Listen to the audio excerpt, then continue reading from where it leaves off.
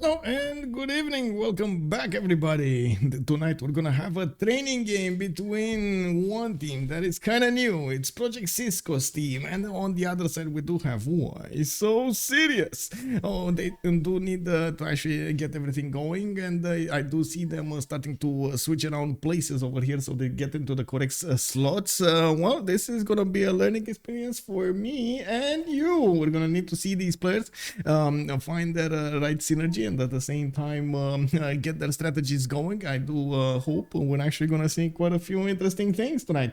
Hello there, Star Spanky. Bună seara, domnule, bine ai venit. Eric Offen, good evening, sir, and welcome. Bonsoir, Fifi. Bienvenue, monsieur. How are you doing tonight? Also, let me see. Heinig Dave, good morning, sir, and welcome. Rodri, good evening. Good evening, sir, and welcome. Big Z, how are you doing, sir, tonight? I did notice somebody, wait a second, who did pick up that first promotion? It was Heinig. Hello there, sir. Thank you, thank you. Now let me actually take a quick peek over here on my Discord, so I do have everything set up properly. Yes. One sec. Okay, so on one side it looks like we're gonna have CodeTime, Easy, Sativa, Mukmuk, and Tob coming up for Why So Serious. On the other side, we do have Project Cisco with Guardian of the Nachos, Ganksta, and You Dead for Science for Secret Society. That is his team name over here, and we're gonna need to see how he's gonna fare this game. Of course, that they did enlist in the upcoming 2.5 tournament, which is an in-between tournament for CPL Premier League. They are trying to, of course, get every little bit of experience they can during the tournament over there. The names, I know, right? Also, Eric Hoffman is telling us about his cats. They wait. Your cats wake you up at 5 a.m. in the morning? Wow. Okay. I mean, I kind of taught my cats not to wake me up at that in the morning. We do have the map pool choices for them. They're gonna go, as you've seen, other training games in the CPL squadrons and also in CPL Premier games. We will see about the same competitive setting with the map pool choices. Then we're going to see the draft for the civilizations. Then we're going to see them going through going through the game exactly as it would be in the CPL Premier League 2.5 version. The 2.5 version is of the CPL Premier League is also an discovery phase with new settings that are coming in. For example, turn remap at 10. We do have 2 extra modes from what I understand that are going to be plugged in: extended policy cards and better report screen, which I'm very worried about. I gotta say, I'm very worried about this, not because of the cards of the mods themselves, but because of the problems they might cause in all of the community, because some players have them, some players don't have them. Usually there's a big problem with these things happening because of that. Well, anyway, that's about it. We're gonna see how it goes during the testing phase, and of course we do have the map chosen for tonight. It will be 7 seas, so the players will actually have a good balance between the two types of civilizations, naval or land-based civilizations. I'm pretty sure they're gonna try to get quite a few naval civilizations so they can actually get the power projection across the seas there. And of course they do need to generate the gold, which, as you've seen earlier today between Civ Australia and Last Day Company, it matters so much, the flexibility. It's not everything, don't get me wrong, it's not everything, but a good gold generation can actually give you so much flexibility during the game, allowing you to get the upgrades when you need them, allowing you to actually adapt to the game properly. Now it does look like they did take out Spain first. I do want to put up on the screen over here the map type. Let me actually quickly click on button over here and click on 7 seas. There we go. Seas, 7 seas. The names, yeah, it's always Dave. Well, yeah, sometimes it's Dave. What can I say? Sometimes it's David. Well, let's see what they're gonna do over here in the ban phase. Usually the players do try to take out a few civilizations that are a bit too powerful when it comes to early spikes, and there we go. Norway just got taken out from the game. Those long ships are notorious for going against their opponents and taking out cities from an early stage. So it looks like he will actually they will actually take it out, so they don't have to handle that power spike at the beginning. Now we do see Mubande also coming up in the third ban, usual ban still. Now we do need to see if they're gonna go for something more exotic like Maya over here. I'm pretty sure Basil is also gonna be one of the ones that should be actually banned here. I'm not that familiar with the players, and this is one reason that I didn't want to take a look. I mean, I know Ganksta, I know Project Cisco, and I like on these two players I kind of know their preferences when it comes to civilizations. On the others it's still unknown to me, and we're gonna need to see how they're gonna evolve. Japan got taken out in the fourth. It's actually quite important to know the players and of course their preferences when it comes to civilizations, because it matters quite a bit when it comes to their gameplay, their game style. Some of them do prefer culture, some of them do prefer to war a lot, some of them prefer simming, while others do prefer the coastal civilizations over other civilizations, like we've seen, for example, Damori. Who will get the 1000 GPD Portugal? That's going to be a question that we're going to need to find out. We do have also Basil the second, no surprise here, that is taken down in the 5th choice, and one more choice to go over here for them. Give me a second so I can actually close the window in the back over here so I don't actually create too much noise. You know, my neighbor might get to sleep.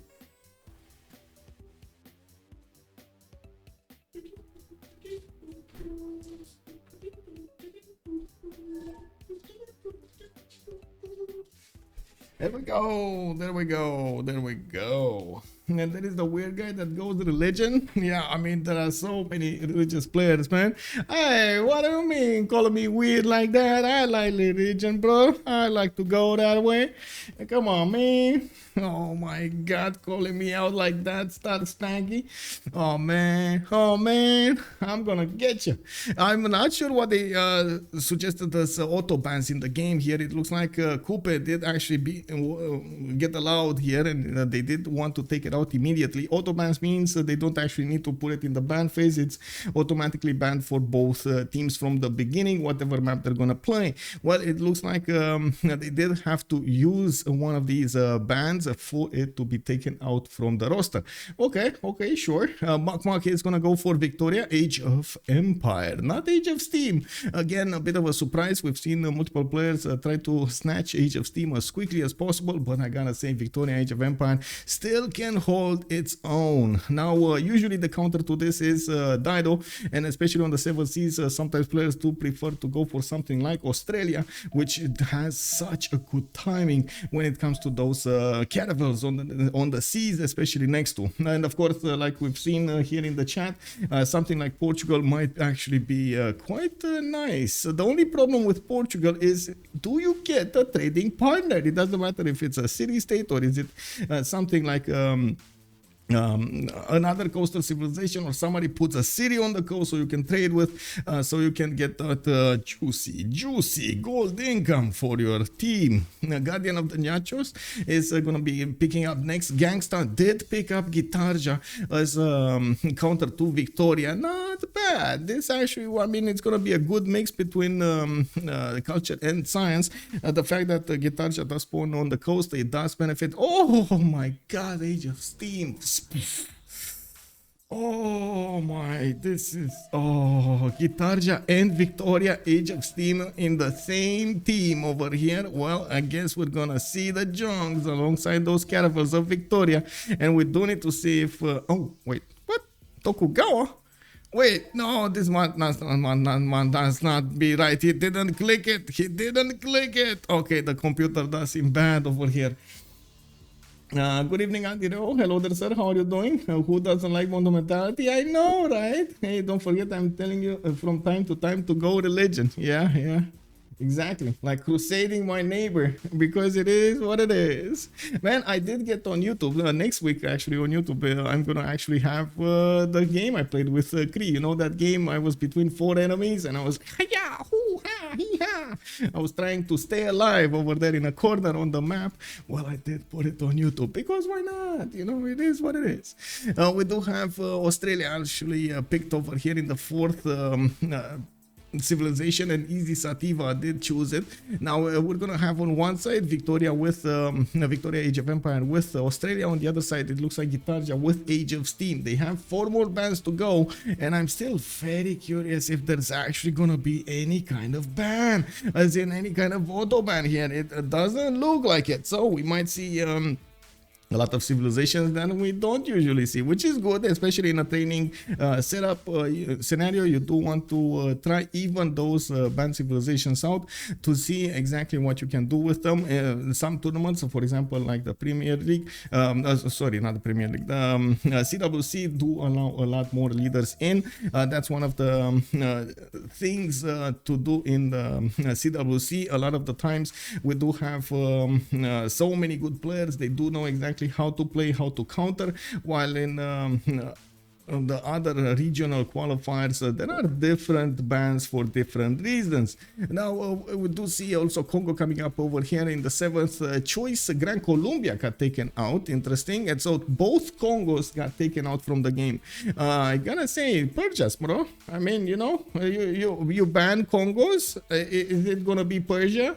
I gotta say, you know, like the Immortals are hard countered by those Mubebas of Congo. So if you do take out the Congos, maybe we're gonna see Cyrus or Nader show up over here in the big phase. Why not? I mean, you know, you take out your opponent's ability to hard counter you, and then you pick exactly what to do. Okay, so let's see. Also, Leonidas, hello there, sir. How are you doing, man? How are you doing? Cynthia, wait. Okay, honestly, I was expecting something like a Tundra civilization, Maya. I was expecting Korea, Sejong to be taken out. Not really Scythia, even though, especially on the 7 seas, it can do so much, so much. Anyway, we do have America also. This is Teddy Rough Rider actually taken down here, and that's gonna be the last ban of the day. They're gonna start picking the last 4 civilizations, and we're slowly gonna get into the seriousness of the situation. We're gonna need to see how the game will evolve here soon.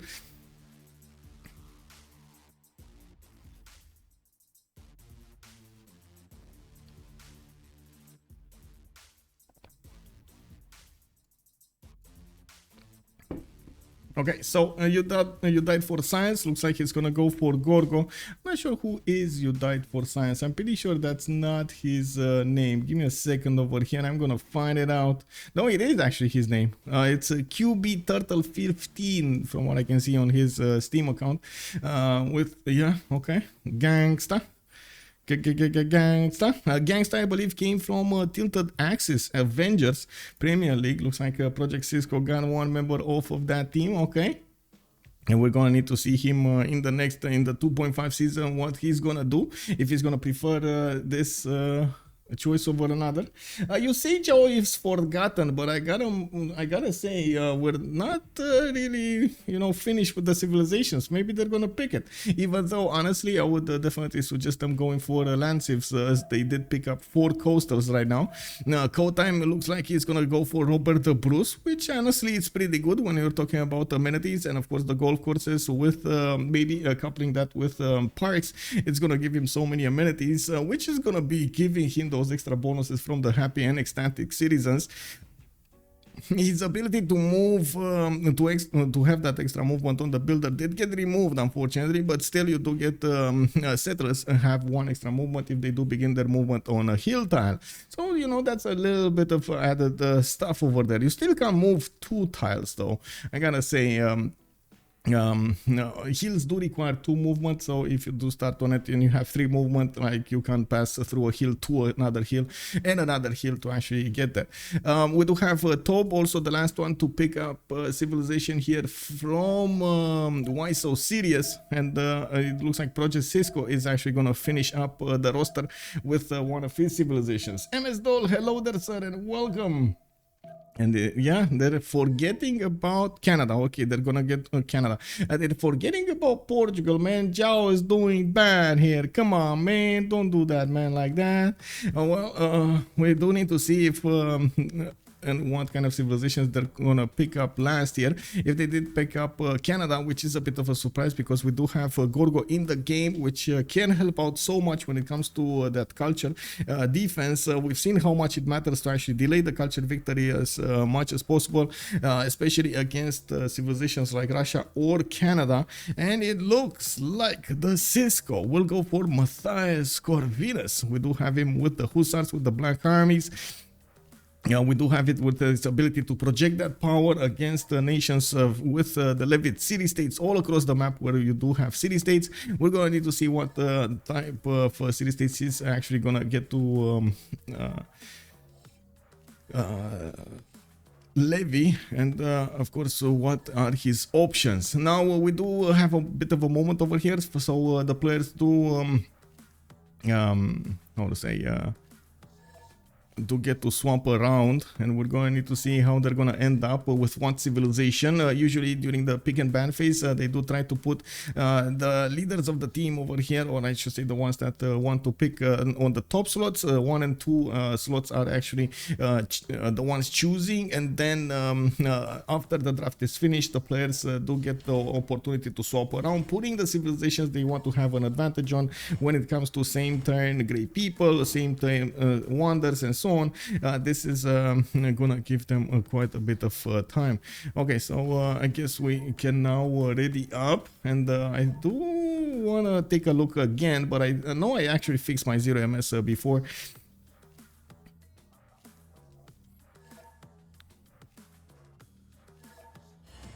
Okay, so we're readying up. We're readying up. First and third pick, where is England? Yeah, we got England's, man. We got 2 Englands. No Elizabeth, though. They went for both Victorias. Elizabeth the first, we had it in the previous game in the CWC wildcard. It looks like today we're going to see the 2 Victorias. So in this game, we're going to see the 2 Victorias. Okay, so let's see. Let's see. I do have to point out also about Canada. It can actually do quite a nice diplomatic victory in a corner over there later on in the game. From the tourism, he's going to get some diplo favor as well. You do get 1 point per 100 tourism you're generating, and if you do manage to get a lot of tourism with those national parks, well, boom, you got a lot of diplo favor as well.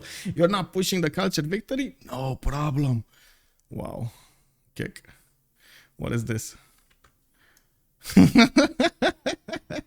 What is this, man? What is this? Kick W, bro. Lol. Sus mods, yeah. They wanted to play with the Pepega mods, man. The report screen and spectator mode. What? It is what it is, man. Did they load in, or was it just me that didn't load in? Let me actually see. No, it wasn't just me. I see Mukmuk is not I want to say not in Civ anymore, so yeah. Kick. Yeah. They were above. Okay, what is England? Canada. Well, that's a bit unfortunate, though.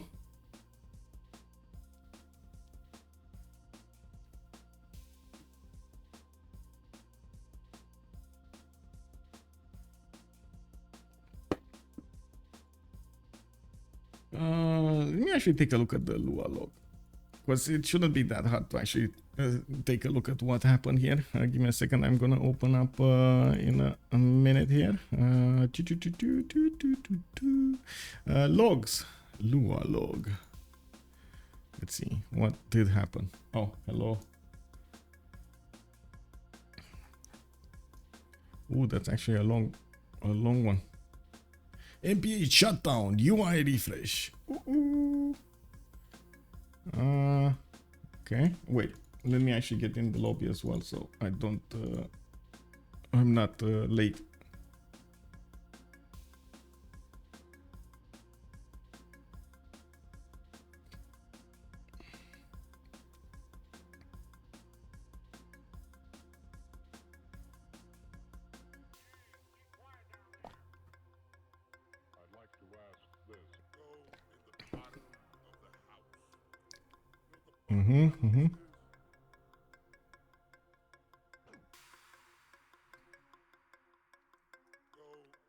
Okay, we're getting in. 1, 2, 2, 1.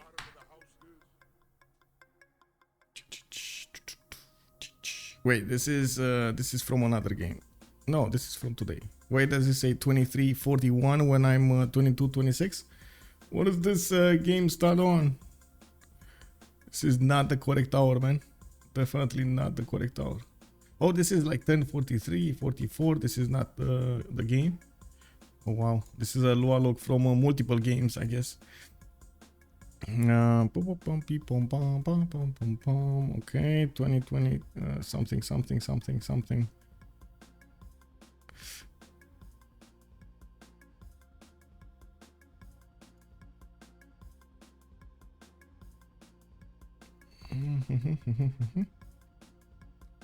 Waiting for all of the players to get back in. They already know the civilizations and the map, so it should go really quickly. I hope it will.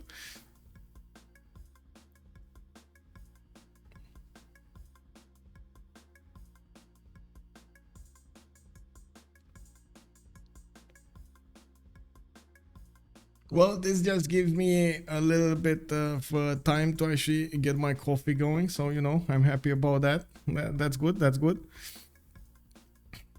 Is it? Wait, is it GMT +2? I know the guy coding MPH is from France, so maybe he did put it GMT +2 to log it in.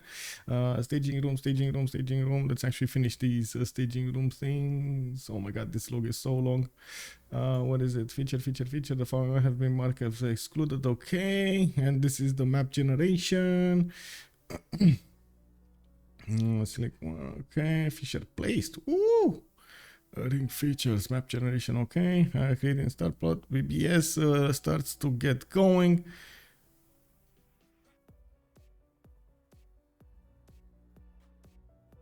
Okay, this is not the correct one. As in, I don't know where this is, what this log is, but I'm pretty sure it's not from today, even though it says it's from today. It's a totally different lineup of civilizations here. Come on, man. What is this?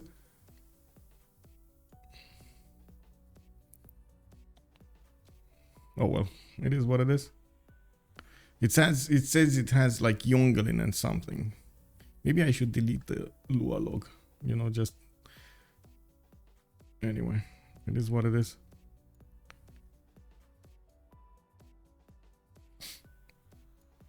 Let me see. Because of fit pics. Oh yeah, it's definitely because of fit pics.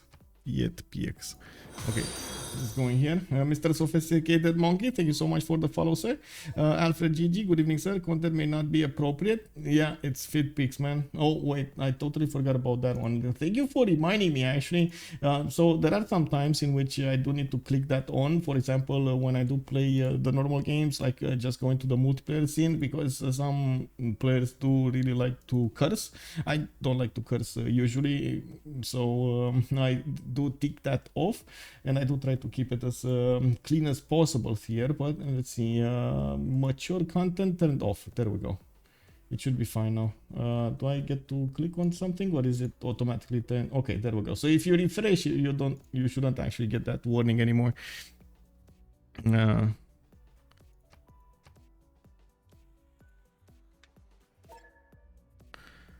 I still blame the Pepe Gamot. Anyway, I don't have the same username, but oh, I see. Welcome, sir.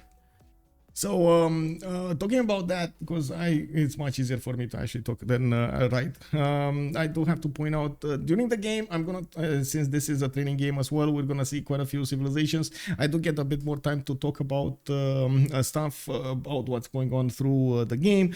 Maybe we're gonna see some, how to say, some time to talk about the little details, how to do the expansions, because we were talking about that, how to try to get what's the timing in different situations. If you're in a swimming position, if you're in a coastal naval power, and you do need to get the caravel timing going, what should you do in that particular scenario? And of course, talking about the overall health of the civilization is going to be one of the things that I will try to also take a look at. We do also need to see how the players will try to get their teammates advantages changes. Maybe we're gonna see some builder buys, maybe we're gonna see some important tile buys. I do try in most games to actually talk about how they should do their settles as well. Then, well, first of all, of course, we can see the map which is revealed to us from the beginning of the game, which is not always, you don't actually get it as a player, and sometimes they do get to reveal the powerful spots, sometimes they don't. It does matter a lot, actually, even though you might not think so. It does matter so much how you get not only your first pawn but also your second and your third. If you do place your second in a powerful spot versus a normal spot, you do get a lot more tempo, which does add up little by little. That's actually how the difference between the players at the end of the game is building up, using those little advantages throughout the game. Okay, there we go. We got everybody in, I believe, and we do have a connection to everybody, and we're going to see how this goes. Okay, let's see.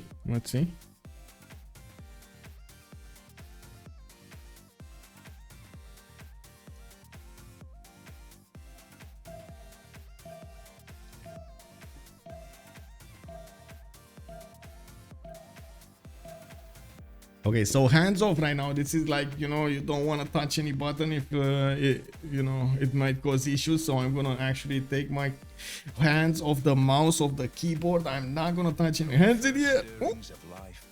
You see Gilgamesh, you're like, oh, no. I'm friendly. Don't send your heavy chariots to me, bro. Keep them. Work cards, it's your work card. You can have your work card. Just stay there. Oh, I'm sorry. Oh, this is actually hurting at some point. Come on, man. Oh, I do remember I actually need to do some exercises here. Wow. Kick W, bro.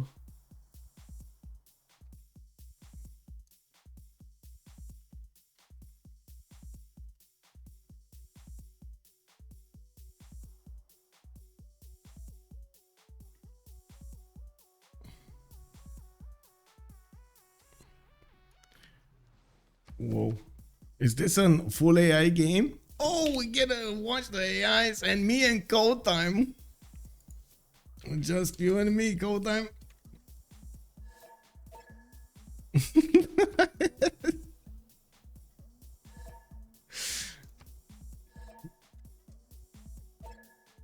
Oh, and it's Project Cisco also. What is this, man? You want me to... lol. You want me to host it? Oh my god, man. Let's see.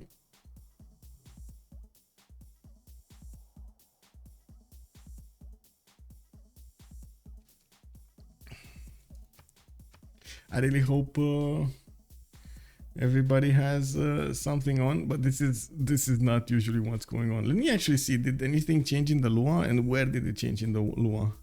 Was it top part of the Lua? Or was it the beginning of the Lua?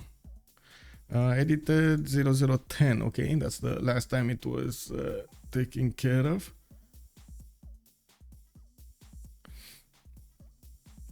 No, this is still an old log.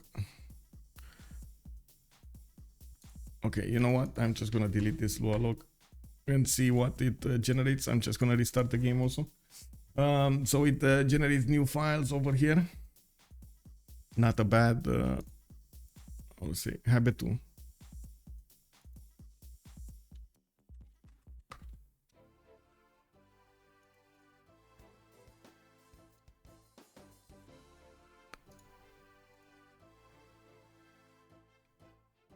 Oh.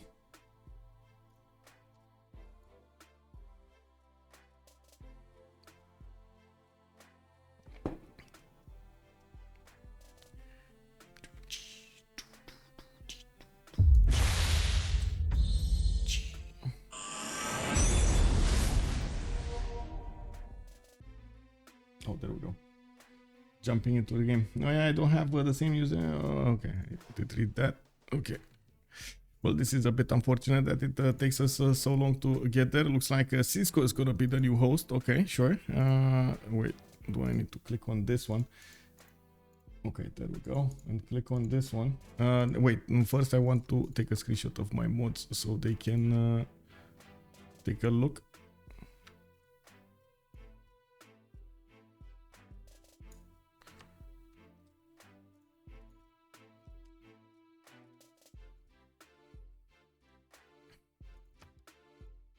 Then click on button. Hey, Calmax, how are you doing, ma'am? Hey, bom dia. And indeed, long time no see. How have you been doing? Enjoying the summer? Now it's winter, right? In Brazil, isn't it? Or, I mean, winter. You know what I mean. We're trying to get a training game going, and it looks like it does take us quite a bit of time to get into the actual game. We chose 7 Cs, and for some reason it's not getting in.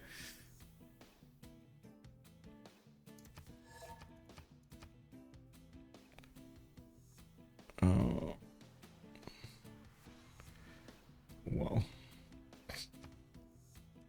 Quickly reconnecting so I get the 0ms going. Nice sunny winter. Oh, nice. Interesting. How much does it go in temperature actually? How low does it go in temperature in Brazil? We usually have during the winter like how to say -10, -15 degrees here in the actual like big winter.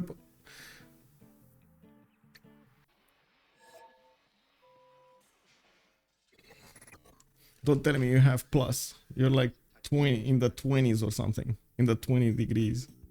And I guess you're using Celsius, right? So, you know, makes sense. Good Abend closing. How are you doing, my head? Oh wait, 1 2 1 2 2 1 2 1. Oh, okay, 2 1. So 1 2 2 1 2 1 1 2. Okay, there we go. And I just that doesn't matter, man. Yeah.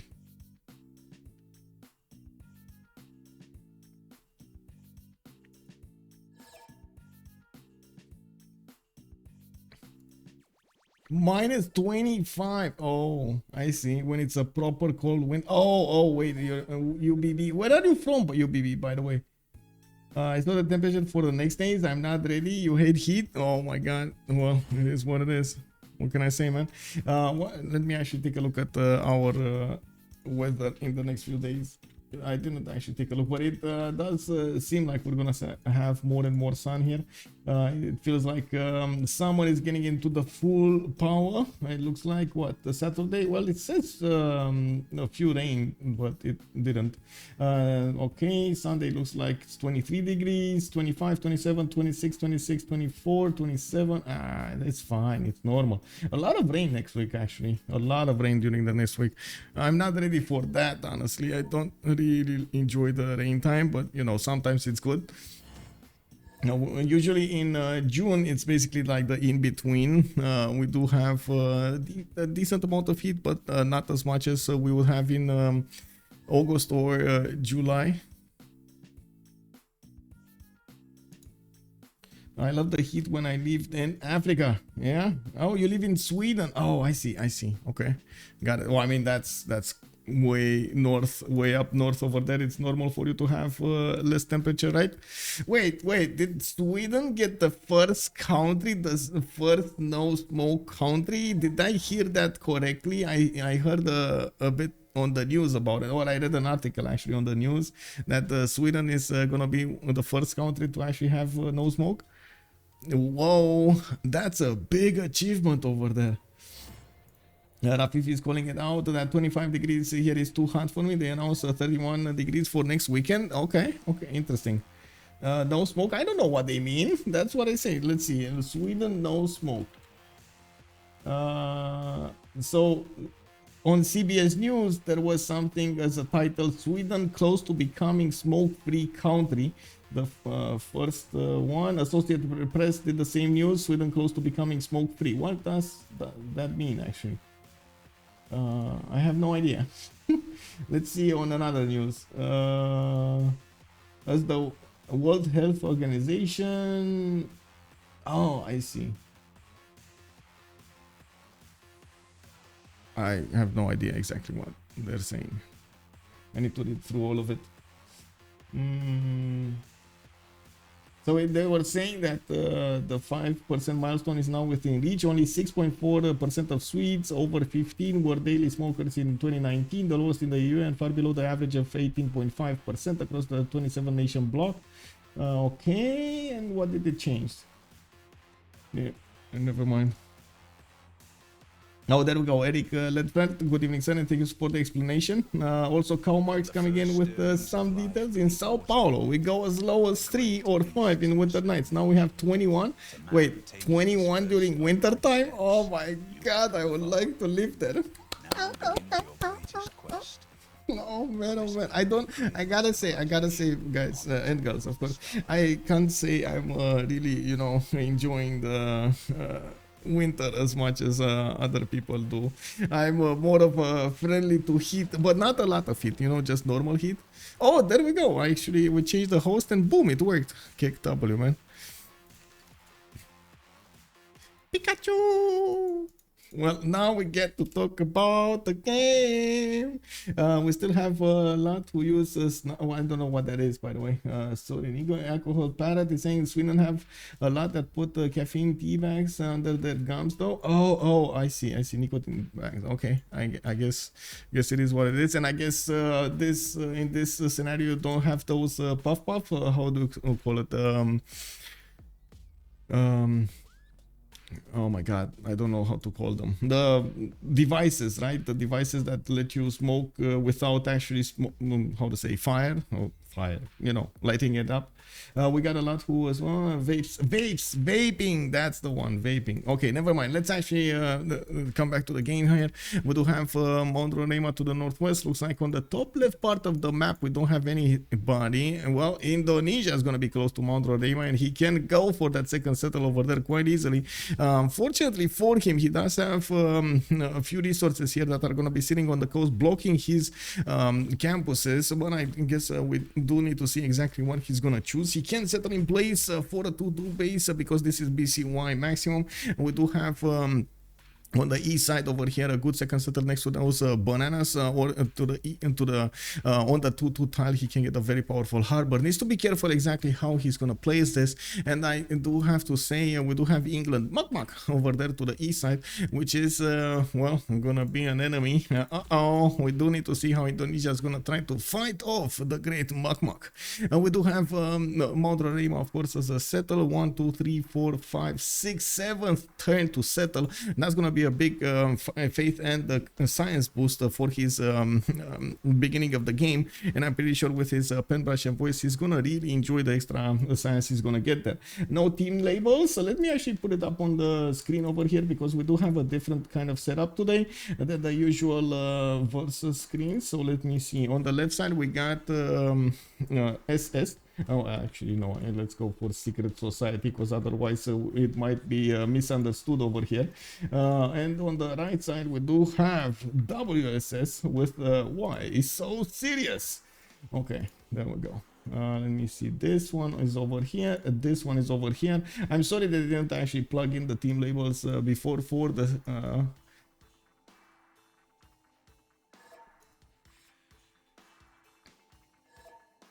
Wait. Reload by again? Why? Oh, they closed the BSM slot and for some reason something bad happened. Yeah. Okay, sure. Oh well. Yes, Sox Daniel. Actually, it's a new team. Hello game, indeed. It's still autumn, but it's indeed lovely. Very nice. Also, and yeah, I'm talking about more like electronic cigarettes, like Rafifi is saying over there, not something else. A flying toilet, I have no idea. Never when Civ6 host. Well, I don't think you play with how to say, the extra mods that much, do you? You play with the normal ones. We don't see these issues during the CPL squadrons either. We don't see these issues during the how to say, CWC. So yeah, extra mods, man, extra mods, you know. Some people try to push them in. We'll see how this goes. You should close bottom. So sorry, my fault indeed. Well, I guess we're gonna need to see how this is gonna go. I'm not sure exactly what did happen, because I guess we're gonna get to see at some point. Anyway, south, we do have Gorgo coming up over here as an ally for Indonesia, and he is gonna move for his 231 ivory tile. Oh, okay, that's pretty good. He does have a sheep tile also to work here, and it does seem like more settles in the south. He can go for the citrus, and I do see he's gonna have a decent amount of fresh water from lakes and rivers. I can't say he has a lot of food throughout this land, if you don't take into account the citrus tiles, and of course since he's in a full plains setup, it's gonna be a bit harder to actually get everything going. Even if he goes irrigation, fertility rights over here, it doesn't look like he's gonna get the growth he might want. He does have a decent amount of wheat tiles, but in the other cities than his capital city.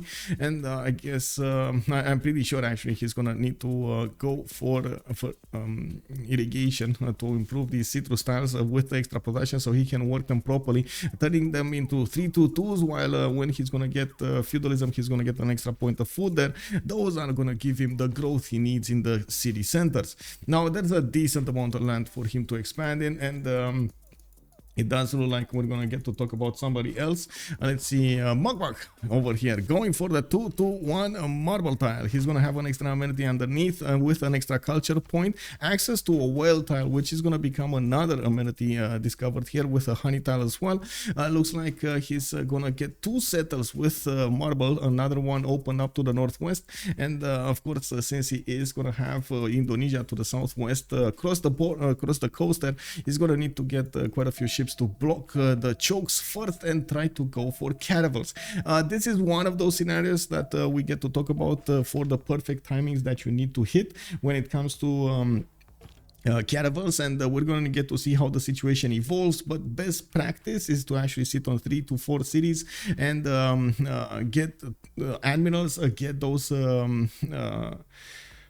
get those pre-builds built, and keep as much gold as you can so you can upgrade. You don't always get the ability to go for your mercenaries, and unfortunately mercenary is an important part of upgrading boats, which does mean you're gonna if you don't get that in your empire, you will need to fully upgrade with 180 gold a pop for a boat. That's a lot of gold that you need to put into these units. Whoever upgrades first does have an advantage over the other one if it is 5 to 7 turns difference, especially in such a close proximity to your opponent, and I'm pretty sure both of them are actually gonna try to get there as soon as possible.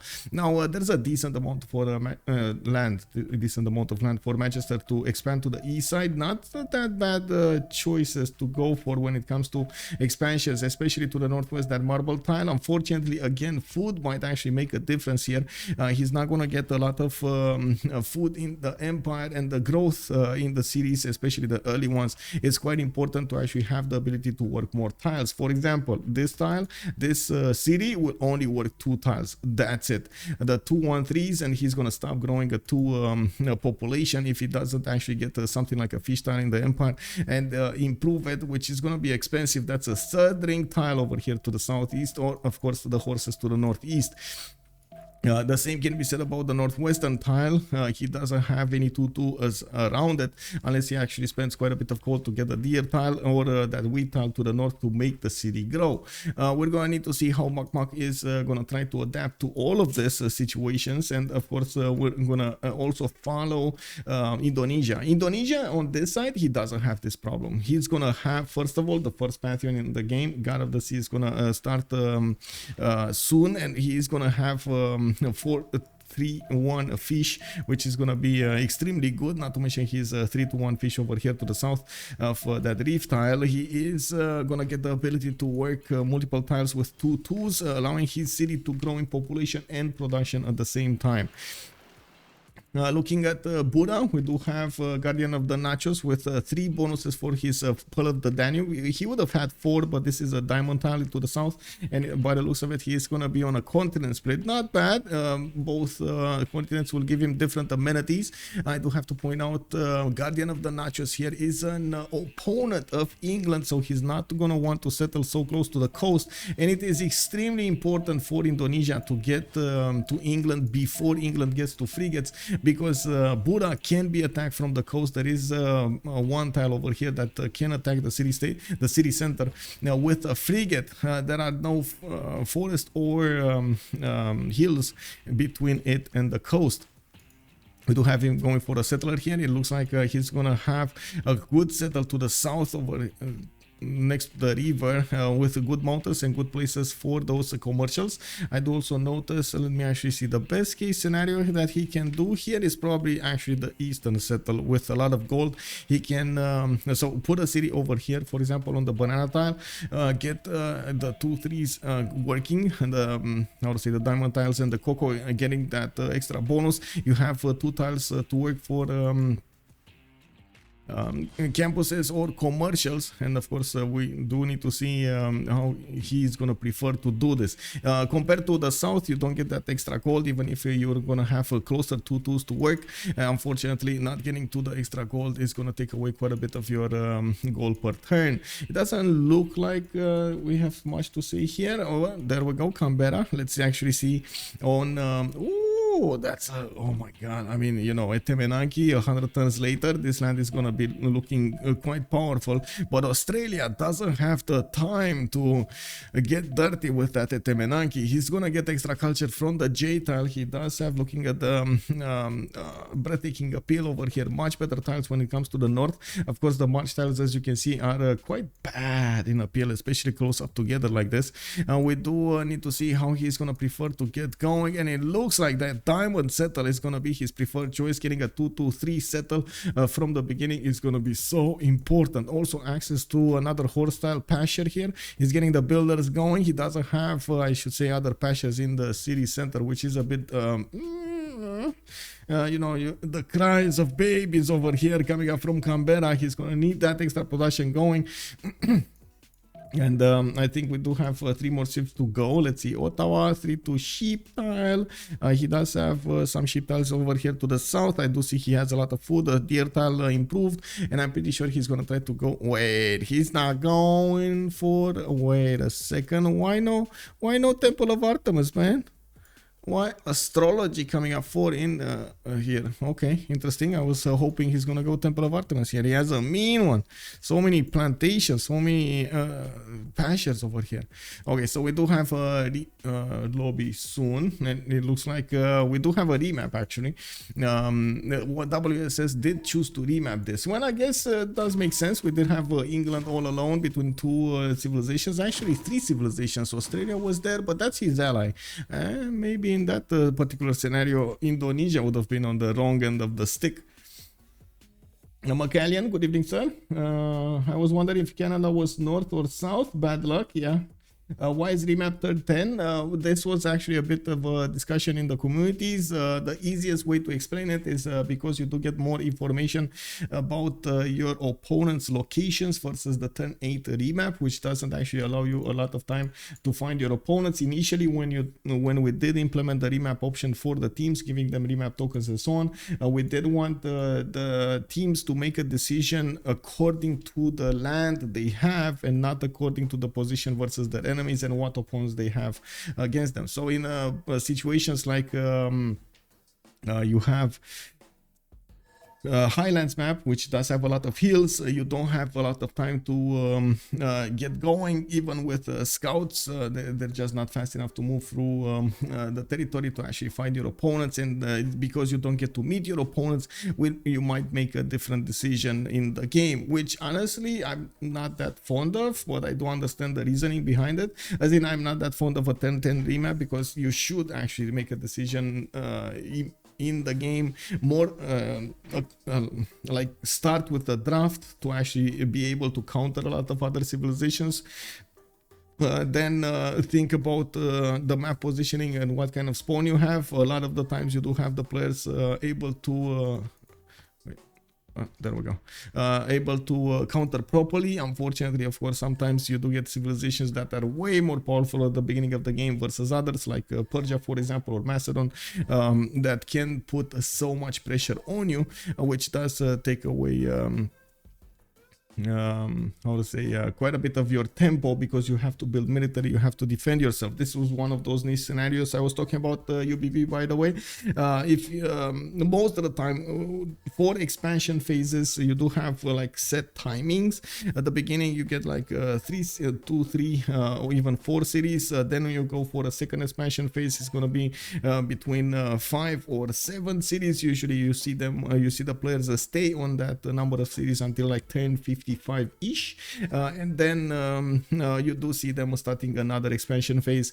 The fourth one, when it comes to wait, is that the third one? When it comes to like getting from 7 to maybe 10 cities, sometimes even players go as wide as 14, depending on the map size. Especially on Highlands map, is not unusual to actually see 14 cities. Now, of course, you do get to play around with 7 cities as well. It's just a matter of mathematics of how much adjacency you can get to your districts, how many districts you have, so you can get the stats up for your cities. The cities have a certain amount of population. If you can't actually get to reach higher population levels in all of them, and you can't get the housing, or you can't get the food for the population to grow in that amount of time, you can't open up the upper district slots, like 10 population, 13 population, 16 population, to actually benefit from all of the districts you would need. In a city center, especially late game, you do need campus, commercial, industrial zone, and a lot of the times you do need to expand into something like theater squares and encampments. So you can imagine those are a lot of districts that you need to build. The meta has been changed quite a bit versus the single player meta into the multiplayer meta, because BBG does allow you to get oil from the buildings from the military academies in the encampments, and of course niter for I forgot how it's called, armories, for armories. It does help a lot actually have the resources you need when you want to hit the timings for helicopters, or you want to hit the timings for tanks and artilleries and so on. You have the resources to actually put into those units, which matters so much when it comes to late game power projection, getting the timings going against your opponent, getting the necessary infrastructure, the logistics for your attack. It's gonna be very, very valuable. That also is expensive, as in getting the encampments and knowing how much population you need, knowing when you need to start building up the encampments, when you need to lock in those districts, is a skill that you need to acquire with experience. Not a lot of the players do want to spend that extra district slot from the beginning of the game. Maybe they're gonna get like 1 or 2 at the beginning, but in most cases you're gonna see them starting to build them quite late in the game, or I should say through the mid game. That's basically it. Sorry, whatever you said before, you said I wasn't listening because I was reading some. No problem, man. I hope you listened afterwards. It's all good. Isn't position more important than land? Tizui making a good question over here. Sometimes it is, sometimes it's not. It's you can see positioning when it comes to the players, or I should say your allies, relatively easily when it comes to just watching the vision between them. You can see, for example, over here, we do know that on one team, on Secret Society, on the left side of the map, we do have 3 players. On one side of the map, we got one that is very far away from everybody. That is going to be Gorgo. Now, Gorgo can actually hold his own most of the time. It does have the extra bonuses for the military, and I'm pretty sure he's going to have a lot of culture. You do need to get some gold for him so he can upkeep an army if necessary. And also, if you do want somebody to be on the front line, you want to be your warciv. So I guess we're going to need to see how they're going to end up on. You can try to deduce if you have some coastal trade routes that you can set up, and of course that is going to be so valuable when it comes to the yields of the gold for each trade route, which can actually help you out so much. Van Rims, hello there, sir. That's very fast. We cannot translate so fast. I'm sorry, man. Welcome. How are you doing, man? I'm sorry. I was trying to get as much information out there as possible. I didn't drink coffee, so I'm like, charged up over here. Okay. On the other side, on the other team, by the way, we do, for example, you see over here, we know that England is going to be next to Australia. They can set up coastal trade routes. They know from the get-go, they don't even need to discover the land between them. They will probably have this opportunity. Joseph Bonaparte Gulf. Let's see, what's this? Antarctic Ocean. So this is a bit of a different ocean. Is the land between? Yes, look at that. Look at that missing piece of information here. The thing is, even in this scenario, they can still set up coastal trade routes because Australia can put a city on the eastern coast next to Lysenford and get the extra yields in and allow England to set it up.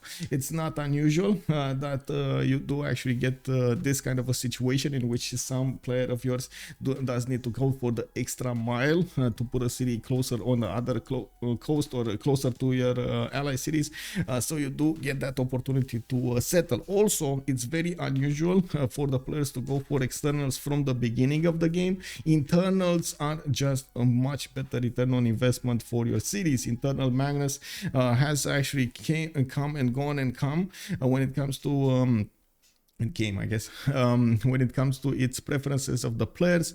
The players did try to mess around a little bit with Liang, tried the Moksha, tried the Pingala opening, tried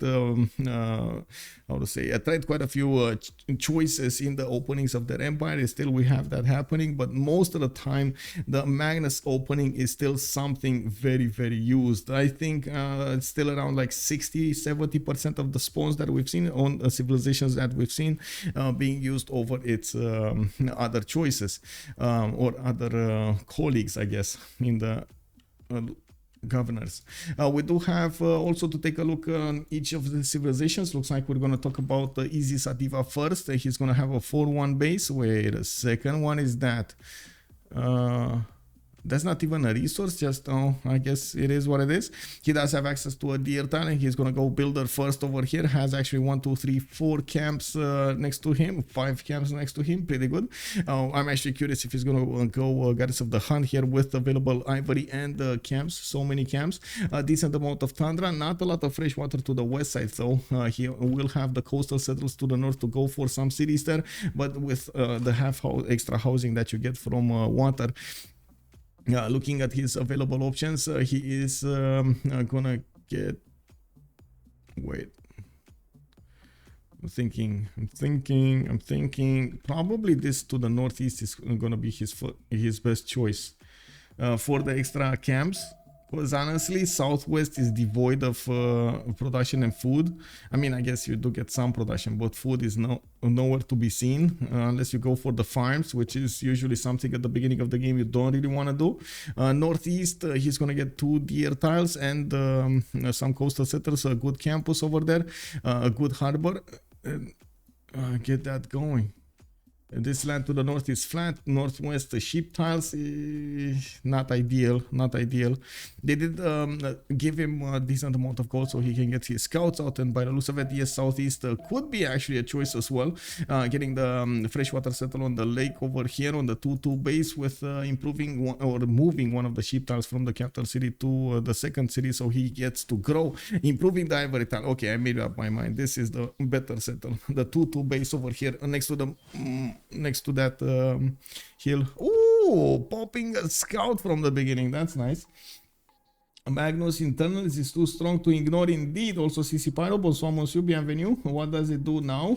Fjord is here. Oh, that's actually a very good question. What does it do now?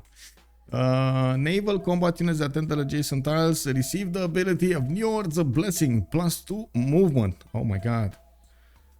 Wait.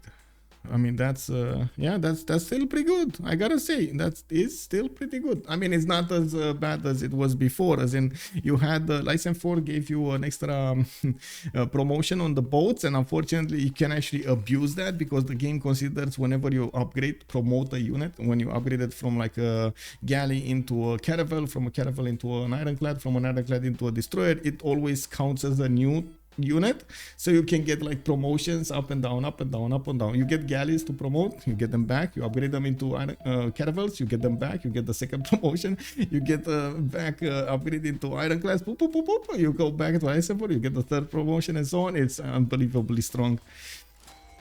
Anyway, let's talk about the spawns here. We do have a relic as well for the Mukmuk. We do have Mok over here getting his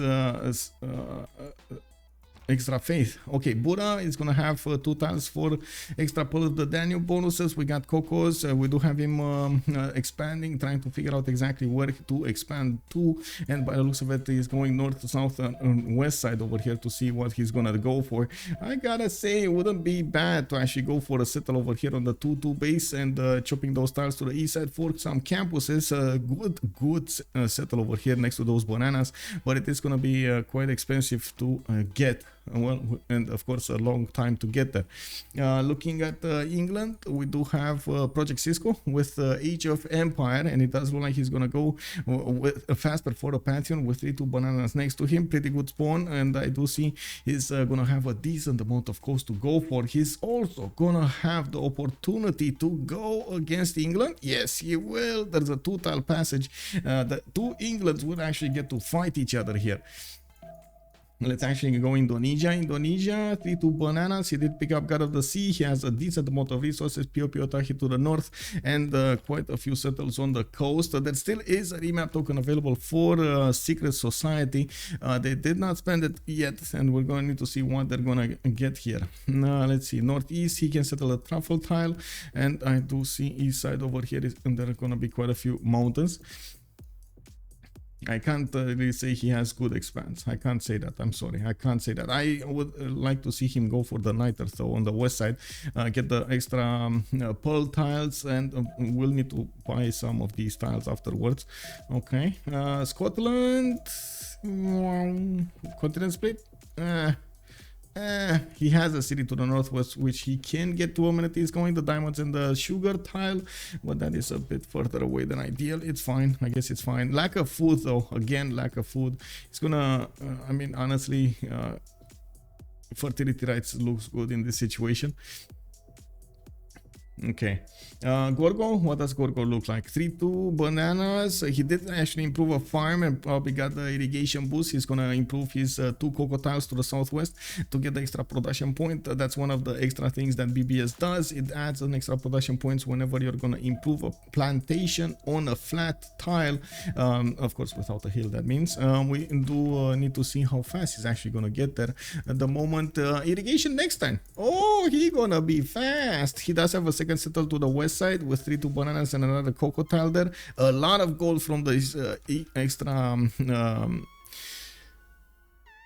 spawns here. Not bad, not bad. Unfortunately, Southern Settle doesn't have a 2-2 to work unless he actually switches with the capital, and by the looks of it, he has a spawn between the mountains that he's gonna get a decent amount of hills and chops. For it is actually kind of flanked over here by volcanoes.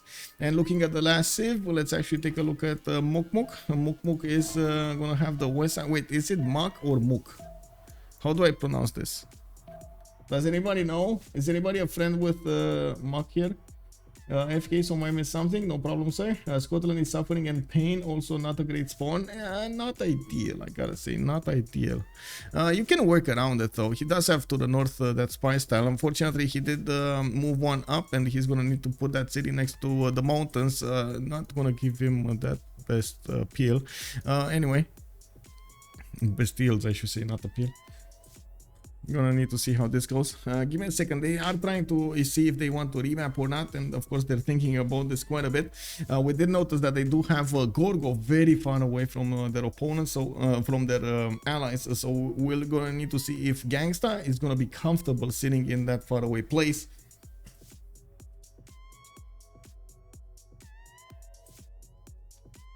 I'm also. Oh no! They remapped this. Oh, I guess it is what it is, man. It is what it is. Well, you called it Scotland. Well, didn't have. Well, wait. Scotland is gonna get a new call over here. It was his opponents that remapped this. I don't know why they remapped this, honestly.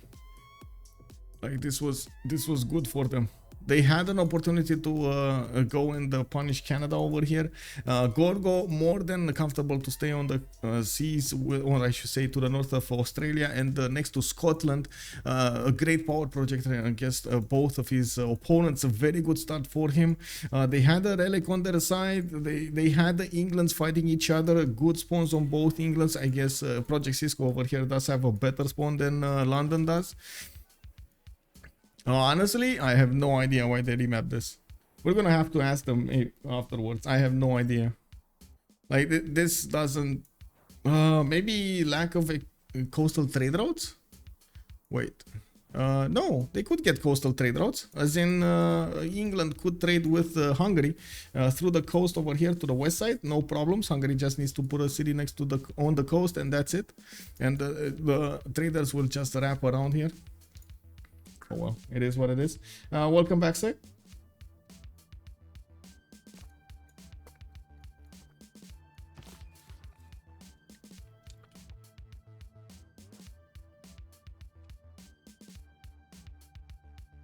Well, we're waiting to be resynced into the new map here. Just a few seconds. I do have to say that there are three tournaments actually starting up soon. On the 12th of June, we're going to have the CWC started alongside the 1v1 tournament, the Blitz tournament. And we got to see the new format starting around. That's a very fast tournament, usually very fast games. Even we're talking about like 20 or 30 minutes type of games, extremely quick. And from what I do know, we did have quite a few players going for this. Now we're going to need to see exactly how it's gonna go. I have a little bit of like a big question mark. Wait.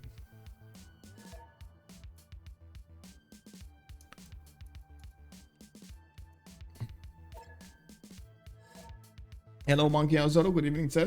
Blitz, it sounds very interesting. Yeah.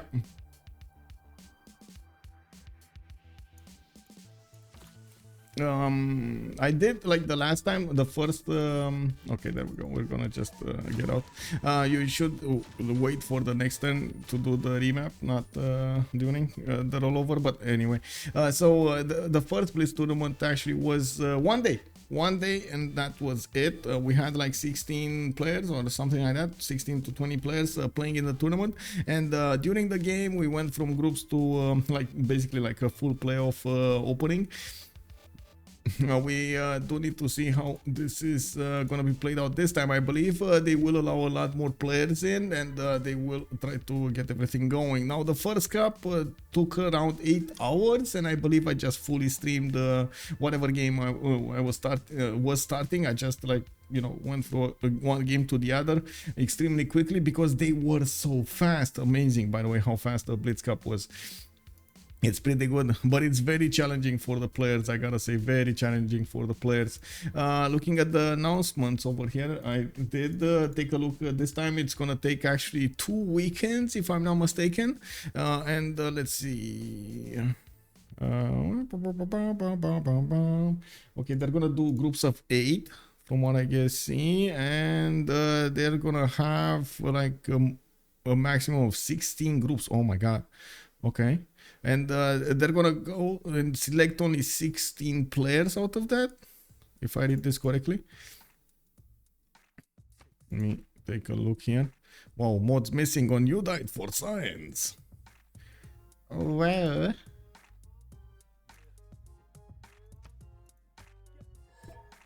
okay. What's the format of the Blitz? It's a 1v1 tournament, and Blitz does have a certain faster turn timer, especially for it. It's much faster when it comes to I will say how many seconds you have each turn. I guess I can give you, let's see, this is the rule set, I believe. There we go. This is the rule set. Oh wait, we got two viewers with the monkey in their name. Yeah, it's a sophisticated monkey or monkey Wazaru. I don't know what that means though. Okay, every participant will be okay. So let me translate this really quick. Oh wait, there is an English translation. All participants will be divided into groups of 4 to 5 people to a maximum of 8 groups.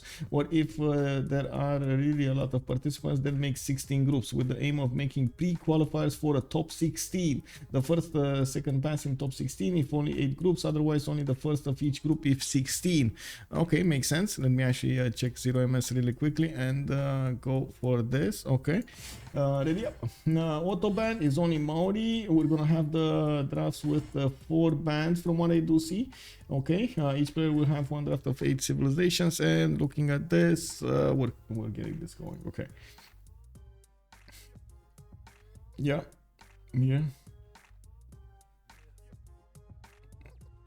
man, what can I say, man? Wait, there was a series about this, right? What was it?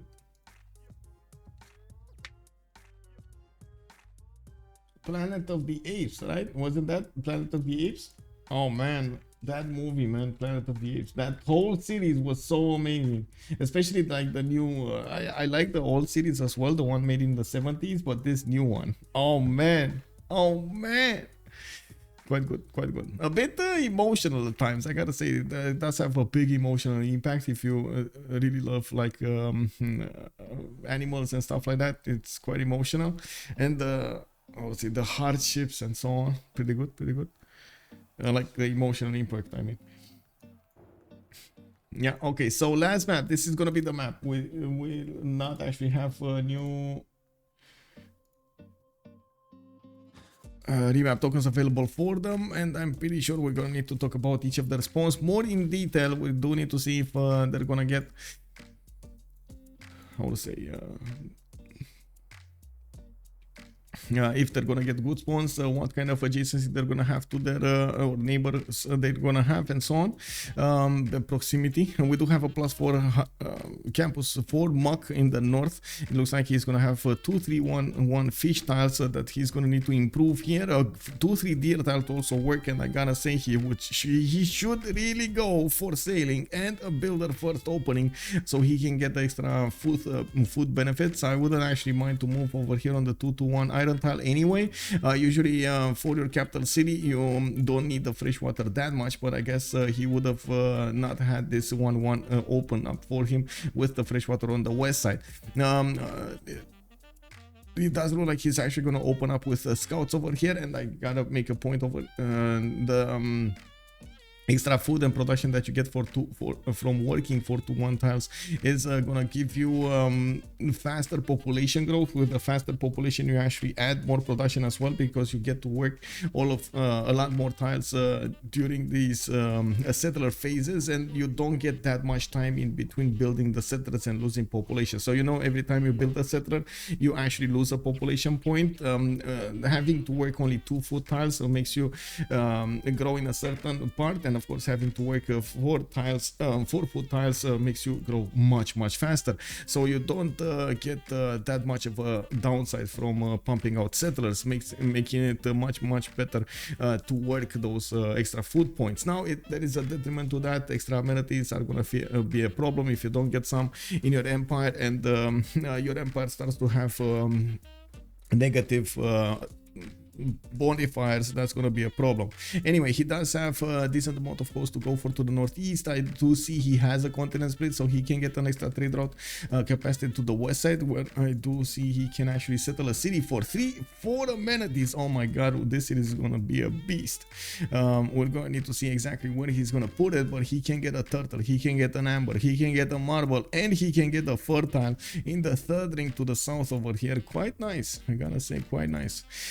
Another good city overall, though. Other than that, it's not a good city. He doesn't have 2 tiles. He's going to require a lot of builder charges to get this improved, and it is overall more expensive than other cities. For example, second city on the west side, benefiting from bananas, it's just so easy. You put 25 gold in and you're just going to grow, not needing to worry about buying other tiles or even getting improvements on those tiles. To the south, he's also going to have, unfortunately, the cattle settle off, but he can settle a 2-2 tile next to it, having access to a culture point over there from the silk tile, a Renevidoker that he can put over here.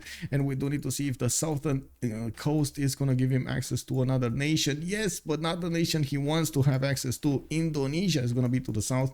They're going to be relatively close to each other, and it's not ideal. Muk is an opponent of Gitarja. In the strategic resources, he does have both of them. I do see horses to the top west part of his capital, and it's going to be second ring. A little bit of gold will be necessary to get that going, while he does have an iron tile to the west side here, so he can get those improvements going. Emelik Brokenhaven, good evening, sir. Just tuned in.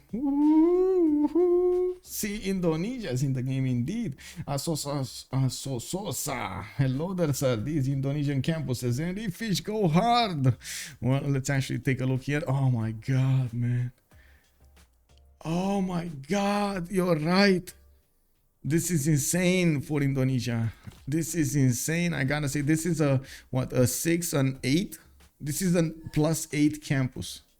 +8 campus on the sheep tile, guys. Oh my god.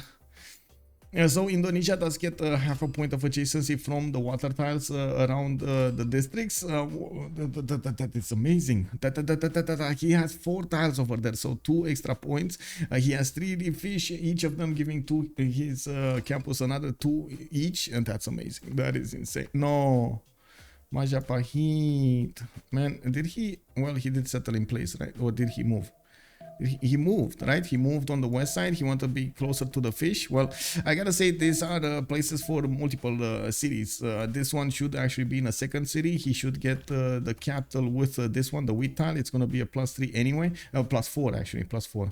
It's 4 tiles and wheat tile there with a very good harbor also next to Majapahit. That's gonna turn into a +5. Anyway, we'll see.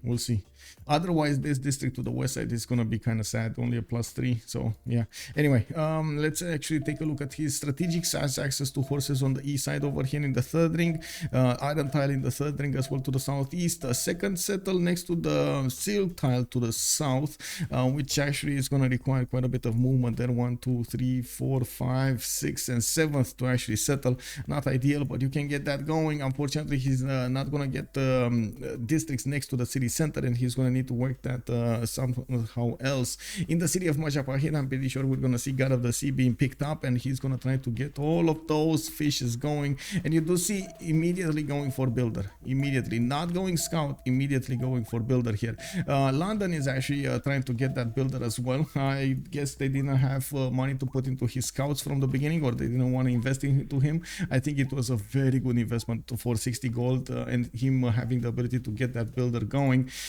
Well, he's gonna build it in 2 turns, and we're gonna see what his population is gonna look like.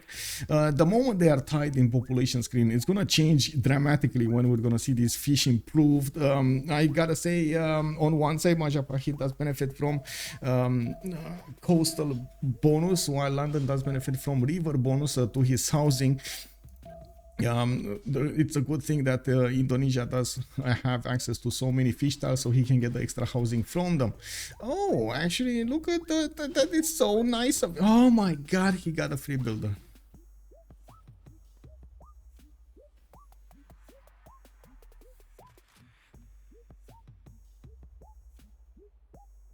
Man, I gotta say, at this point, I think Indonesia's laughing, bro. Exactly. Woohoo! And also, good evening, sir. It would have been a +9 for Australia. Yeah, with all of that appeal over here, it would have been so good. Yeah, indeed. Very nice. Very nice. Holy Indo spawn indeed. Oh my god, look at that. I'm actually gonna get this going. I'm gonna put it in raid my spawn over here. Let me actually put it in my... rate this spawn. I do have a channel, by the way, in my Discord where you can actually take a look at the pictures with awesome spawns. Kick W. Anyway, now let's take a look on Sterling. What do we have here? The CodeTime is gonna have one big continent, 4 amenities coming up from him. He's gonna get some access to some turtle tiles to the west side, and by the looks of it, east side. He's gonna have Canada on the east side, which is one of his allies. Not bad. They can set up coastal trade routes, and that's actually gonna be very important here for both of them in the gold generation. He can get a city to the north, giving him access to seal tiles. I do see a forest fire did start up over here on the banana, but that's actually a rainforest fire, so it's gonna be stopped by the forest fire and forest next to him. We do also need to see if and how he's gonna want to play this out. It looks like to the northeast he can get another city next to that scout and try to work these horses. He's gonna need quite a bit of builder charges to make everything work there, but he has some early tutus to make that city grow quicker. Now we also need to see how the district placement is gonna start up. He has a few mountains to the west side that he can benefit from for extra adjacency towards campuses, and we do need to see if he's gonna set up his industrial zones. It's quite important for Scotland and actually a lot of nations for that matter to actually get the setup for industrial zones, which do require aqueducts or dams or other districts or other strategic resources next to them, so you can get the best that you can get over there. In the strategic resource department, he has access to horses. The second ring out from Sterling, it's already acquired in the capital city. He has an iron tile to the southeast as well, which is going to be third ring out, and we do see that he can go quite easily on the coast over here on the east side. So with the freshwater lake, he's going to get that extra housing boost, has access to turtles there, and J tile to the south to improve. A bit expensive, but I think for Sterling especially it's quite worth. Looking at Australia already with the 3-3 horses over here to the northwest, looks like he's also going to have access to turtles. And looking at his appeal, he doesn't have that big of an appeal actually. It's good that next to the mountains to the south he's going to have some. That night tile does wink at me, for example. And the second city to the north maybe? Wait, what is this? No more remaps. Wait, what?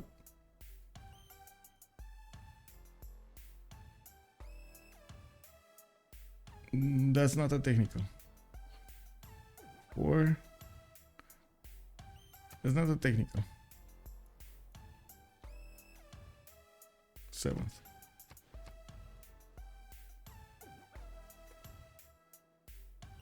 That's, well, I guess that's not a technical.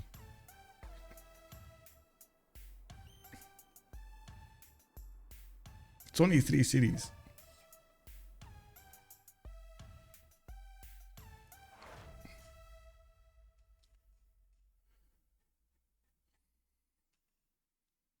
Well, he can do basically 2 city setup. What about the island with turtles? Yeah, not a technical. Okay, he realized it's not a technical. I mean, this is a worse spawn than the last one, but to be honest, he has so many bananas here. He's going to be happy with them. Access to 3D fish of his own. He just needs to put a lot of gold. And of course, I do see he's going to have a decent amount of coast to expand. Not a bad spawn. I mean, I don't know why he's saying he had a technical. It's not a bad spawn. Also, access to coastal trade routes to Hungary. This is going to be very important for him. He's going to be to the north of Scotland, and we're going to need to see him get going here. A bit unfortunate though that he can't get a very easy setup when it comes to those industrial zones, and I'm pretty sure he's going to need to figure out a way to actually get the most adjacency for each industrial zone. For Age of Steam over here, it's quite important to get every little bit of help. Of course, he still gets the extra 10% bonus for his buildings, and looking at his strategics, he does have a horse tile to the west side, and I do see an item in the third ring to the west side as well. A bit expensive, but I'm pretty sure he's going to get a city there. Oh no, there's a Scottish scout sniffing through the forest for the smell of a settler. We do need to see if he's gonna find the stench of the settler here and figure out where it is. Well, we do have Project Cisco actually with an ability to go to the east side and get to settle there. Not a bad one actually, pretty good one if I do have to say so myself. Has a 2-2 base with access to a 2-3-1 ivory tile, a sugar tile also that you can work just one turn, and that's it. Now grow to the next population pretty quickly afterwards. We do have him with very good campuses next to his city center, next to the mountains as well to the north. The continent split to the east side for extra amenities. I mean, not bad. bad, not bad. The southern coast is probably gonna be a no-go, especially with Scotland being over there. You don't really want to end up on that one. Okay, so let's wait.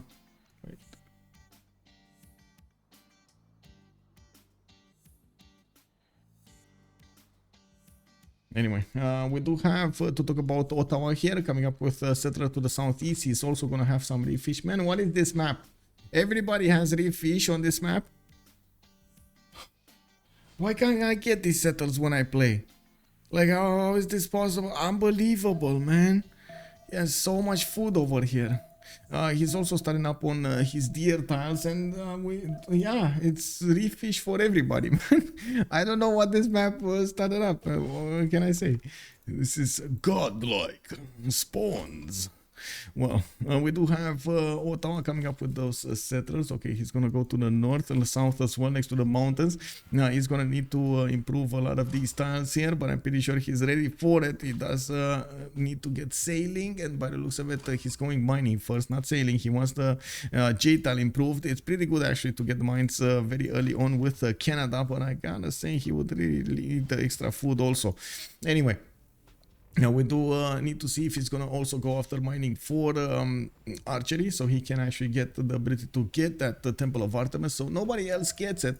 I gotta say there's quite a possibility for Sterling over here to try to get it. He does have a deer tile to the northeast. He can improve, even though it's quite expensive. Well, we do see him going for archery here, coming up in 5. He did settle the city of Roxburgh to the north, and by the looks of it, well, he doesn't have that many chops in the city centers. Going for the third settler soon. He is going to need to spend some gold to get the extra culture. It's quite important to get that extra culture going. For the beginning of the game, you do get a lot of bonuses. Let me actually got pinged. Oh,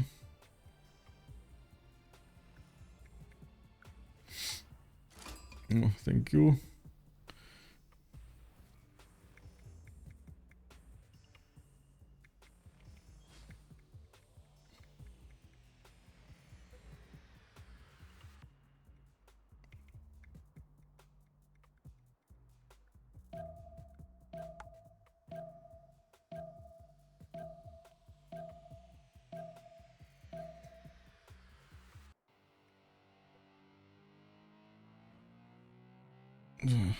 A friend of mine asking me if we can have a drink or two.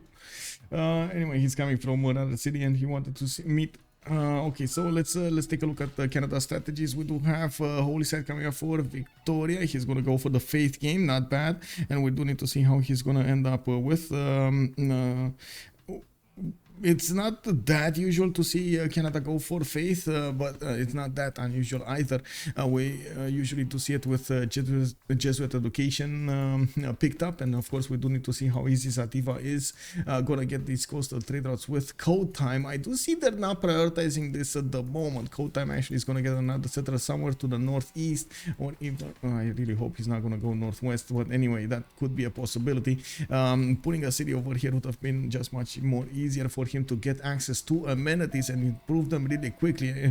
With Scotland, I gotta say, it is extremely important to get as many amenities from the beginning as possible. Just gathering them, hoarding them from your allies is also a very important part of your empire development. Ask your teammates to actually get those double double amenities, so you get extra, so you can actually get them in your empire, and of course try to make the most out of those bonuses that you get from your civilization trades. We do have Ottawa with access to an iron tile next to the city of Victoria, and I do see at the moment he didn't actually get his holy site from Ottawa. He might need to actually chop over here a tile so he can get that going, but no matter, he's gonna go and improve the J tile first. I do also notice he does have horses in the third ring to the northeast of Ottawa, and looking at his tech side, he is 4 turns away from archery, so he might actually try to go for Temple of Artemis here to the north of the city center, or to the south. I guess the 3-3-2 deer tile to the south could be a good match. I'm actually quite curious what kind of pantheon he's gonna try to go for in this particular situation, since he does have actually 2 possible ones. Goddess of the Hunt, he could go for also religious idols, so he can get the extra faith generation and get that extra gold from all of these improved mines on resources. The JTALs is gonna have what, 1, 2, 3. Okay, no, 3 and 4. It's not a big one. 5. It's not an impressively big one, but he's 6. Okay, it's fine. Actually, we're coming up on 6. It's fine. It's fine. It's pretty good. Pretty good. Does it work on iron? I don't think it works on iron, right? It's other resources like bonus and luxuries and not strategics. But anyway, now will Roxburgh have 43 plantation? Wait, Roxburgh. Oh, you're talking about this? He's gonna have a 5 to 3 plantation. This is a flat tile. Wait. Yes, this is a flat tile. So yes, you're correct. Actually, it's gonna be a 5, 3, 2. Do you get extra gold? It's 2 gold, right? It's 2 gold for each plantation. It's not 3. Where do we have a plantation over here to double check? I want to double check. Oh, hello. He did settle Bradford over there and actually cut himself off from Turtle Tile. You wanted to get more bonuses and not going for the expensive way. Makes sense.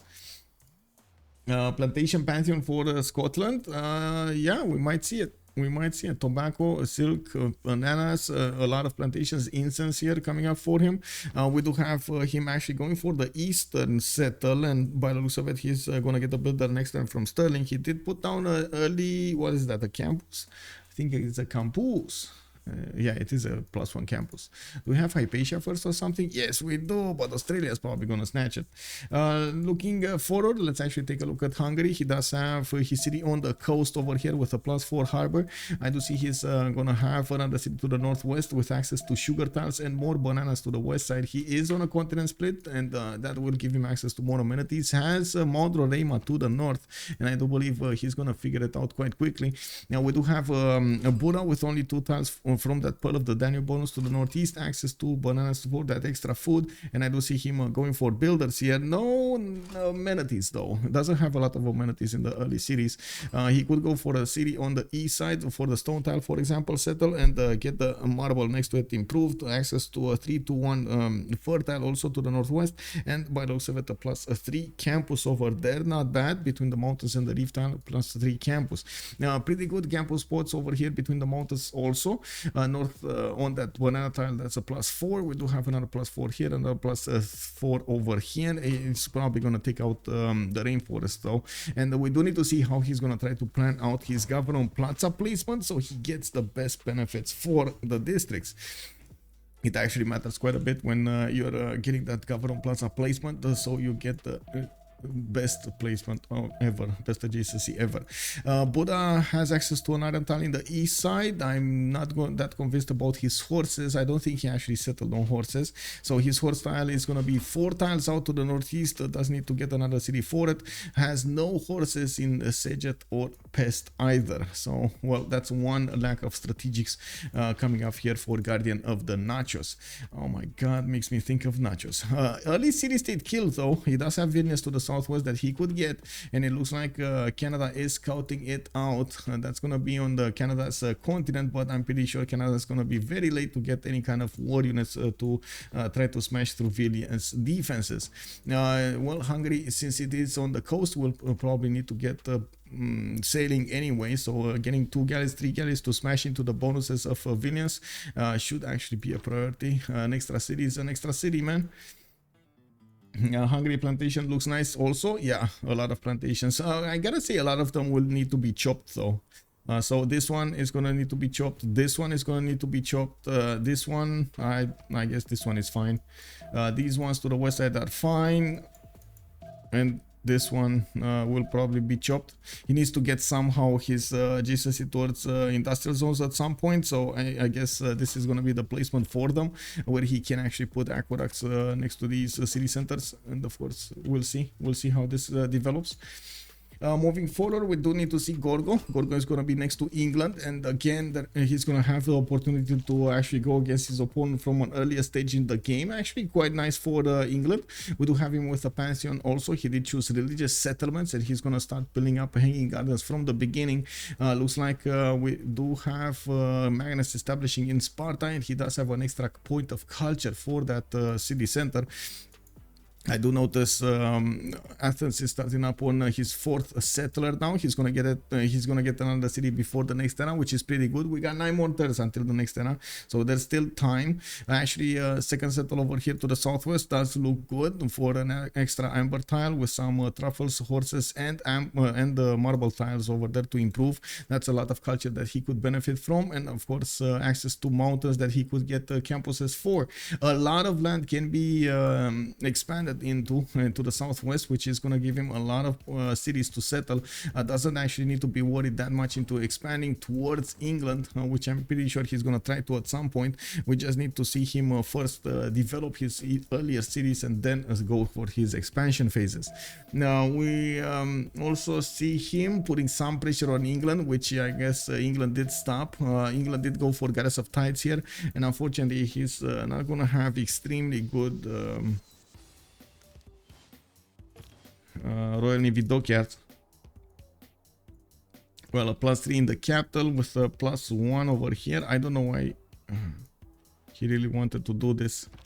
Well, Mark is gonna use his traders for internals. He's gonna have Magnus in the capital city with the Goddess of Tides. He's gonna get extra culture from the fish tiles, making him have a pretty good second era. I'm actually curious right now if he's gonna go for. So basically at this point, if he goes for free inquiry and try to couple that with his culture generation, unfortunately there's not going to be a lot of adjacency for his Royal Navy dockyards, because he doesn't have the cities next to the coast, which would give them an extra +2, which would have made, for example, a +4 in Bradford. And if only he would have gone one tile further, so like you settle over here on the 1-2, get a +4, get 25 gold into the 4th tile, and basically this would have been a better city.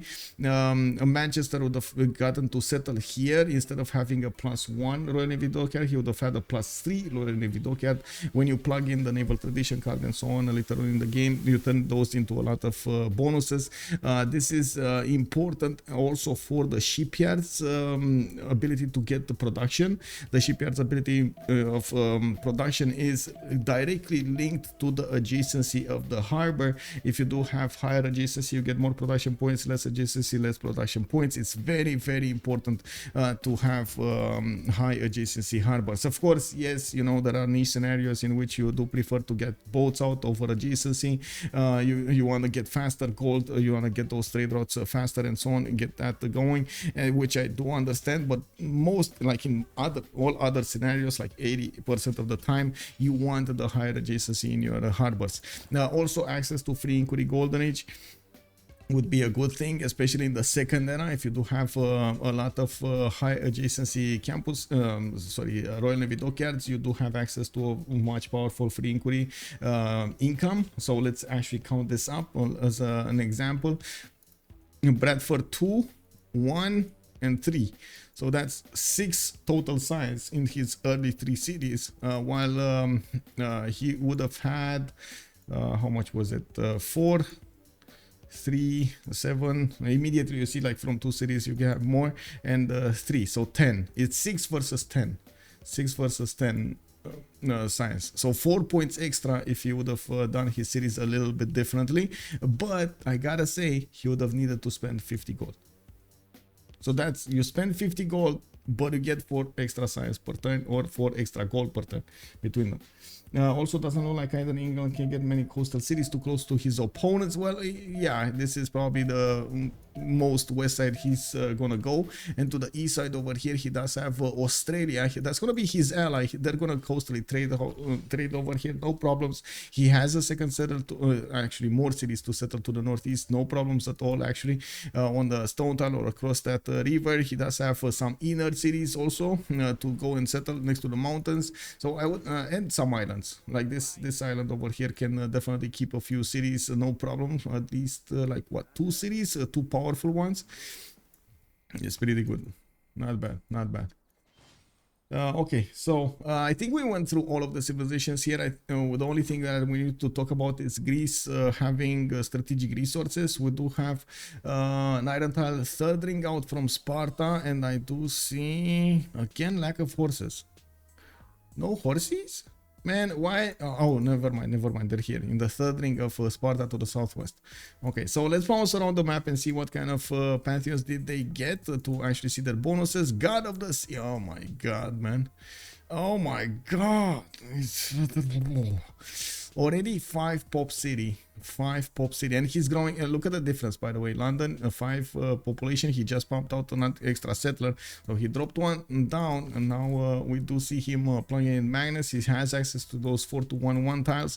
While Mashapahit is going to go 6. And we're going to see how fast he's going to get to the next population level.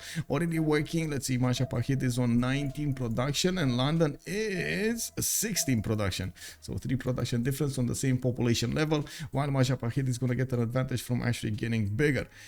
Wait, where did it, no, what is this? What is this? A +4. Okay, +4 campus, +4 campus. He's gonna get another city over here on the 1-1. He did place 2-1 in such a way that he allows this city over here to the southwest that is gonna benefit from good production points on the west side. A very powerful campus there. That +8 we were talking about earlier. Well, Gitarja is already on 17 and 9, and he didn't even finish all of his campuses. I mean, this is gonna be big. This is gonna be big, Gitarja here. I wouldn't, I would say, I wouldn't take out as an option maybe some planes attacking England while he's playing with, I don't know, cuirassiers or something. We do have Australia also with City Patron Goddess. He's going to get the 40% off his first district, which is going to be quite important. He has another city. Wait, what? Who? He didn't go for the +8. Yeah, no, he didn't go for this +8. Who are you talking about, MS Toll? About another city? I don't know. What are you referring to? Yeah, anyway, another city placement. Yes, he can get another one here on the 1-1. Yes, indeed, you're correct. Yep. I think he thought it's a bit too much of a trick, and even honestly, he could go for shipbuilding, so he can just move it through. It's fine. He's getting Celestial Navigation. Looks like he is gonna get some granaries in there. I don't know why he's building granaries, honestly. This is about as inefficient as you can get with spending that much production on granaries. You would have been much better off just getting builders or boats. I think builders would have been a better choice here. Or even libraries, or getting a... oh my god, this you would have gone on this. Like, just make a project for Hypatia. That would have been much better return on investment. He's trying to get one here from Mashapahit. This city would have gotten to work actually on another settler, and Tuban would have finished the project by now. The granary, so okay, the granary is good after 1050 usually, because that's when you do not get that many other options. And I do want to point out how much production you're using. 65 production. 65. Well, half that, it's like what, 32.5. It's still a lot of production that you spend early on, especially with a city that you only have 14 on. It's a bit too much. Too much. Anyway, maybe that's just me. I've seen quite a few players try to go for this, so I don't blame them, but I still would have preferred seeing harbors and lighthouses coming up here. And in the meantime, before he actually gets the harbors and the lighthouses, he can just go for other things that would give him the better returns. Scotland, still no Pantheon yet. I do see horses coming around from him. He's actually quite close to England. England is in trouble. He did put a city right in the face of his opponent here, and by the looks of it, Roxburgh is gonna pop a horse next time. He is gonna get to smash back the warriors of Cisco, and I do see Victoria Age of Steam is gonna get his own horses in 2 turns. So let me quickly take a peek if everybody got over the threshold. We just need CodeTime to get over the threshold. He needs 1 point, and we do have 3 more turns for him to get at 1 point. Wait, Aberdeen, did he just lock himself out of this city? He did. Uh-oh. Okay, he locked himself out of this city. Quite unfortunate though. This would have been such a good city for trades with his ally here, Canada. Anyway, Canada coming up with Earth Goddess, decent amount of face generation, 19.10. That's actually less than he would have gotten from, a lot less actually, than he would have gotten from religious idols.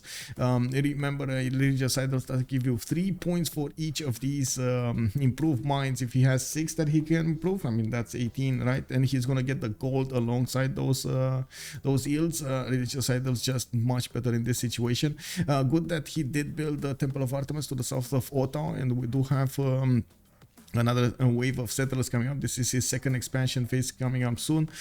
Before the next era, he's gonna finish 1-2 cities here soon, and I do see he's gonna start getting a religion in the meantime. He did put down 3 of these holy sites.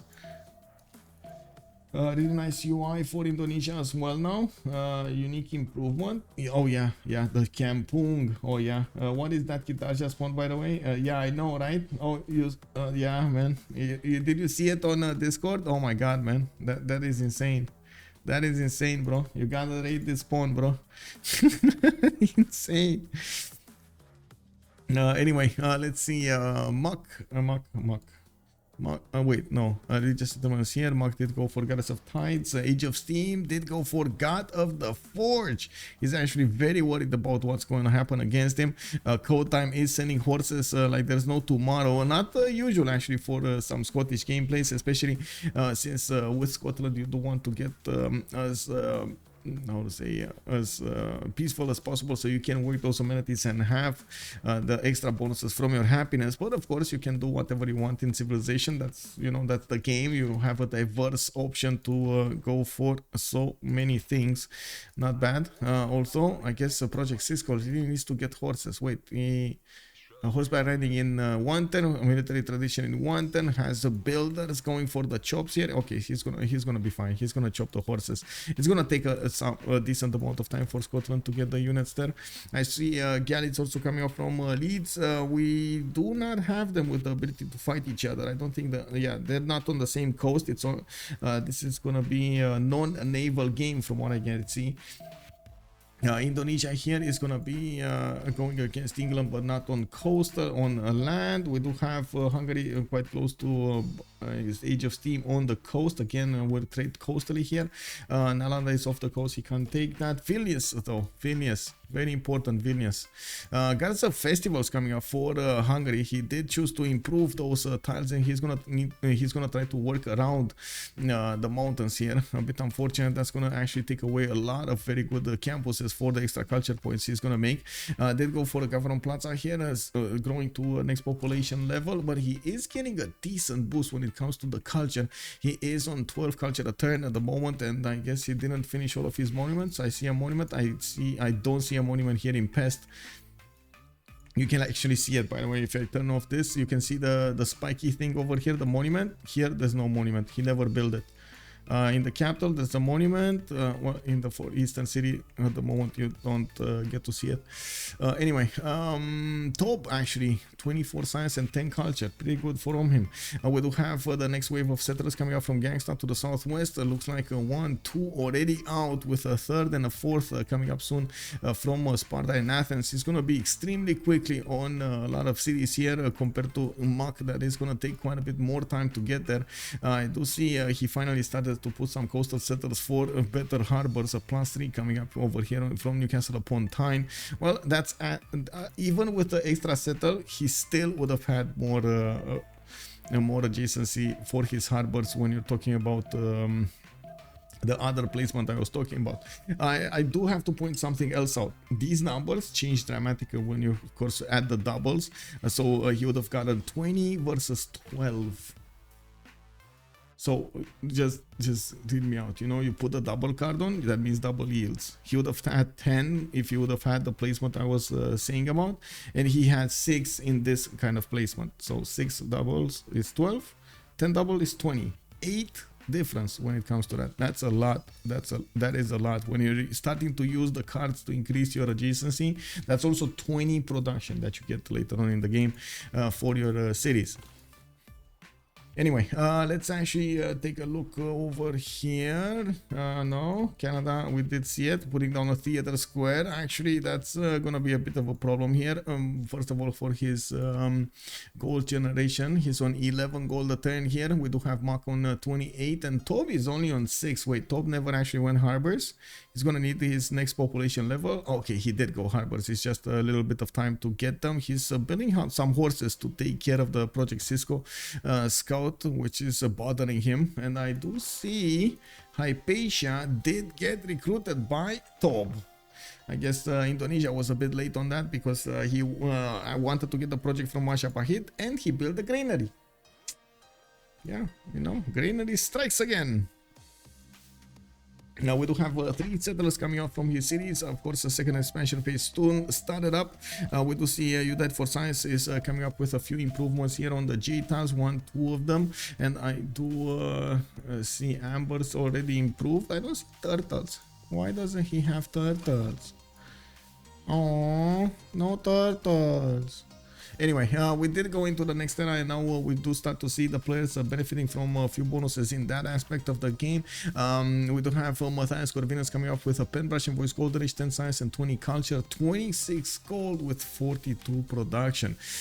We do have also him with some abilities to levy these city states. For example, he could try to get Mogadishu for over here and try to help out the Project Cisco go against Scotland, while of course Mogadishu is in danger, and that's not going to be an option very soon. Unfortunately for him, he doesn't have any other city state to project that power against somebody. What do we have here? Anshan might be a option for him to go against England, and that's it. Actually, that's it. Okay. Oh, Venice against Perth. Okay, that's also an option. You just need to leave these city states a little bit alone to get some more units, you know, try to get bigger. We do have Ganksta with pen brush and voice golden age, 9 science and 17 culture. Let's see, 5 cities. We do have Garon Plaza, we do have Acropolis is coming up from Corinth, Mycenae coming up over here, and of course half coast theater squares are quite valuable. Ganksta getting the extra growth from hanging gardens and getting some extra housing over there in his city center is going to be very important. He's getting pillaged. His Acropolis got taken down, burned to a crisp here by one of these English scouts. Unfortunate, but it is what it is. Now we do have Project Cisco also with 9 and 13. He did get a pen brush and voice golden. She didn't actually get to build Royal Navy dockyards. Wait, why didn't he get Royal Navy dockyards?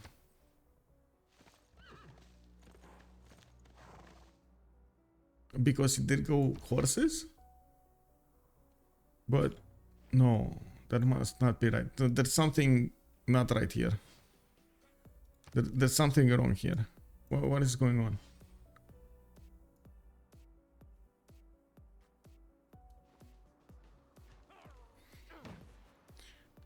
Okay, sure. Yeah, I don't know, man.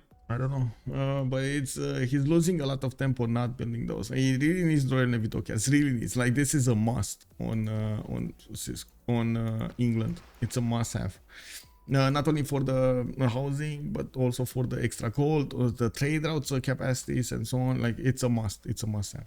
You get to build them really quickly, and usually you have the time to get them before you need horses anyway.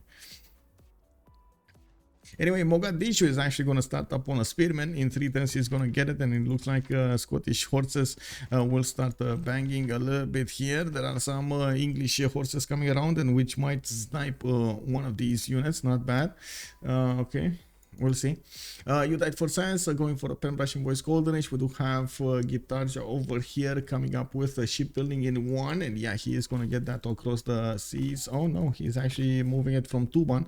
Finally, a harbor coming up from that city center to the north. That's going to be a +3. From Majapahit, he did build this one to the south, and I'm actually very surprised from Tuban he didn't place this one here, making this he would have made the campus into a +5, and he would have gotten a +3 anyway, Harbor. So I guess I'm a bit surprised about that. Anyway, we do have him with a possible settle on the tobacco tile to the northeast. Again, not gonna have any adjacency, and actually very bad tiles all around. I'm not that convinced that's gonna be a good choice for him. We do have him with a lot of science and a lot of culture, actually the most in the game with 28 and 27. We do need to see if those are actually gonna be advantages that he's gonna get to keep in the next part of the game. CodeTime with 14 science and 19 culture. It looks like he's in a pen brush and voice golden age, and by the looks of it, he is putting a lot of pressure on the city of Mogadishu and on the units of England. Mogadishu still 2 turns out from a spearman. He might not get to build it.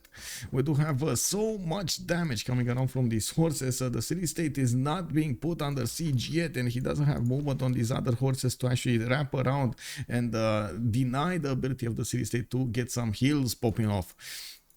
Now we do have audience chamber coming up from Sterling. He did start to get his golf courses. That was another change that was implemented, with golf courses coming online a little bit earlier in the game. Sativa is going to be on 12 science with 23 culture. I do also notice his monumentality golden age with 33 faith a turn, getting his theater squares going. Only 8 gold. Unfortunately, he's not going to have that big of an income here until he's going to get his harbors and of course set up those coastal trade routes we were talking about with Scotland. The placement of the Scottish cities does actually deny him or slow him down quite a bit over here to get that going. He can get one on the Maze tile, which is going to have access to 3 amenities as well, a silk tile with this turtle tile and the jade tile. Again, amenities for Scotland are extremely important. He does have +6 in the capital, but in Roxburgh or Aberdeen he doesn't have that ecstatic level. At least this city of Stirling is going to be very good. 25 production over here coming up for that city center. No plaza on Canada. Yeah, well, he's gonna grow very quickly here. I do know what you're saying. Did he get the religion though? He did. Let's see. Jesuit education with lay ministry. Okay.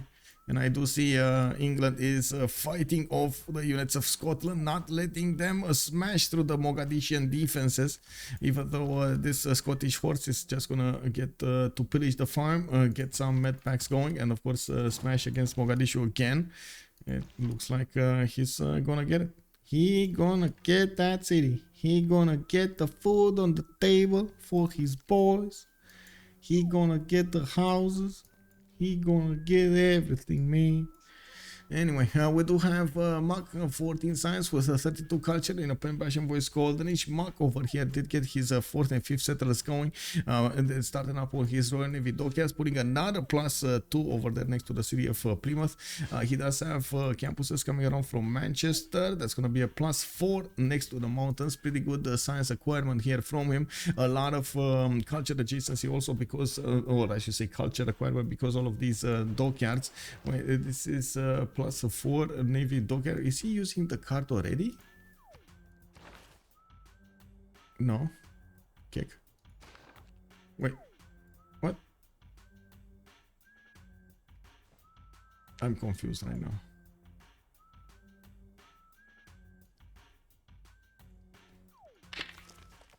Are there any bonuses I'm not aware of from England?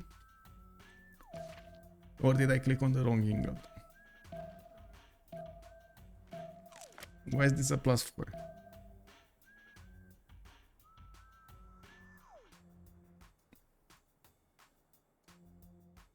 Is this like a readout problem or something? How is this a +4?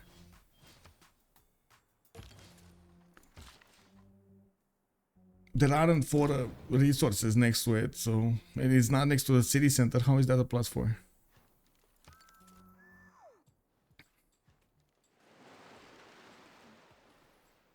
Plaza 10 population level. Yeah, it is what it is. Well, I guess I have no idea what is this happening. The double card is actually, I don't think he even has it. Like, he doesn't have that much culture to get it. Kick. And this should be a +1. So every other one is at the normal level, +3, right? +1. How?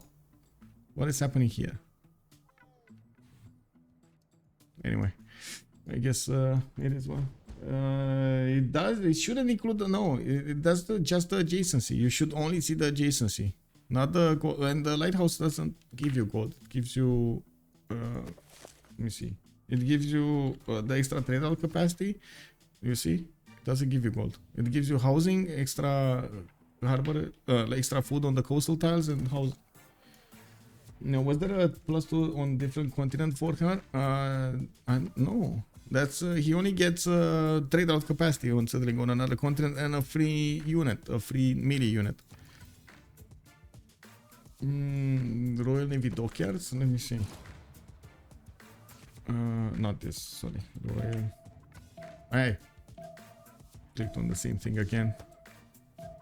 Oh, I see. +2 gold as adjacency. Oh, I see. Oh, on another continent. Okay, this is what I was missing. +2 gold as adjacency and +4 loyalty. Got it. There we go. We got it. We learn something new every day, man. Pikachu. We do have top also with open passion voice. Golden is 34 science with 21 culture. It looks like he's gonna get this city going towards the north. I'm pretty sure he's gonna try to settle it on the sugar tile, or actually it should be on the coast on the 1-3. And by the looks of it, he is sniffing around Venice. Venice is gonna push out his city, his units from there, and he does have quite a few horses being deployed to that area. Coming up with harbors, he's gonna get to couple his economy with England. At the beginning, he did not actually choose to go for Magnus. We do have Liang in the capital city of Canberra, which is a bit of a surprise. We do see it. We don't see it actually with the extra food. So what did he go? Left 3? He's going left 3 Liang for. Okay, that's a bit of a hard one. I was expecting something else, but anyway, Magnus Internals would have made sense. We do have him already with the traders coming around here, and we do see how it is. Vinayashi Koblik, hello there, sir. And yeah, +2 for another continent is going to be quite important here. So okay, so how much does he have? +4, +1, +5, right? So he's on 10 and 3. Okay, 13 at the moment. 13, he's gonna have another 2 over here.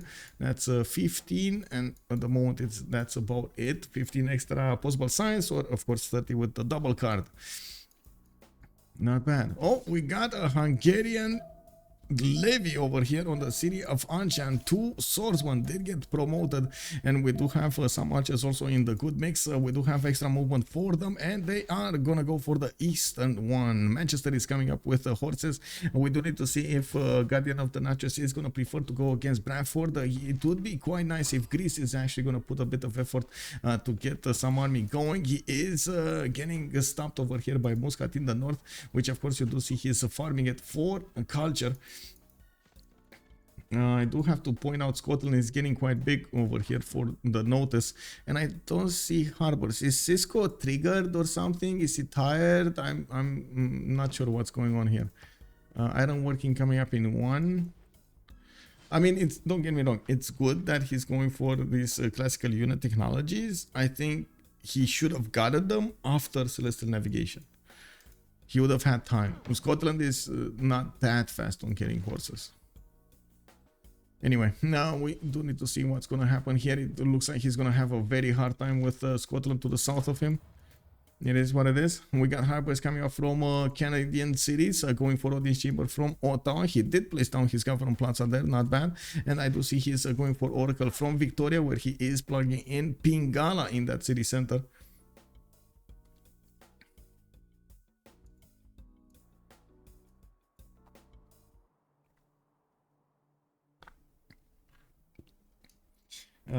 Yeah, Steam Vicky kind of himself there. Yeah, I think a different approach would have been needed for him to actually be relevant throughout the game, and that's something that you kind of need to learn in the game. You kind of need to see where is the point that you need to switch between simming, defending units and so on, keep on expanding, and what is extremely necessary versus what is good to have, which is something that you learn a lot with experience, and of course more games being played and so on, watching others, watching their gameplay. It does teach you a lot about this. And of course I do have to say there's quite a bit of pressure on him, so that might actually be something that he didn't want to happen, you know, like he didn't want to actually die here to Scotland quite early on without actually having even units to defend himself.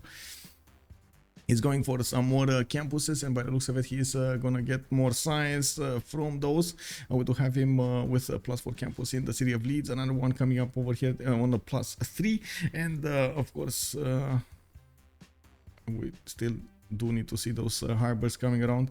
Don't know where these harbors are, but anyway, they're not here. We do have the units of Hungary getting to the city of Bradford. Looks like there's a horse coming up next, and from that city another one from Manchester. He's gonna have to face these on the battlefield, while we do need to see these swordsmen getting taken down by the horses of his opponent. I gotta say Mukmuk over here doesn't actually oh my god, no, it is Mukmuk.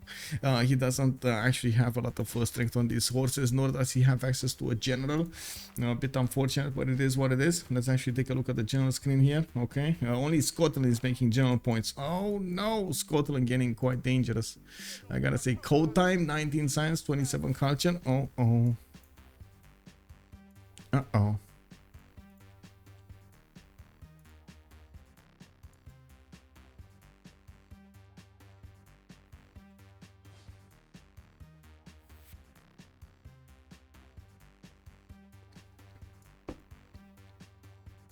Graf Zebeli, good evening, sir. Also, ATEC, hello there, sir. No harbor from Vicky, indeed. Can Indonesia fight Scotland? Yeah, I would say. I mean, he's getting boats out. Uh-oh. Wait, he doesn't see this? Yes, he does. He sees Indonesia here, and I gotta say one of the abilities of Indonesia is to buy boats with faith. So he's gonna get actually quite quickly quite a few boats over here on this eastern coast if he didn't spend his faith. He does have 69 faith right now, and of course we do see more cities are being settled. And there we go, popping Scally's like a boss over here.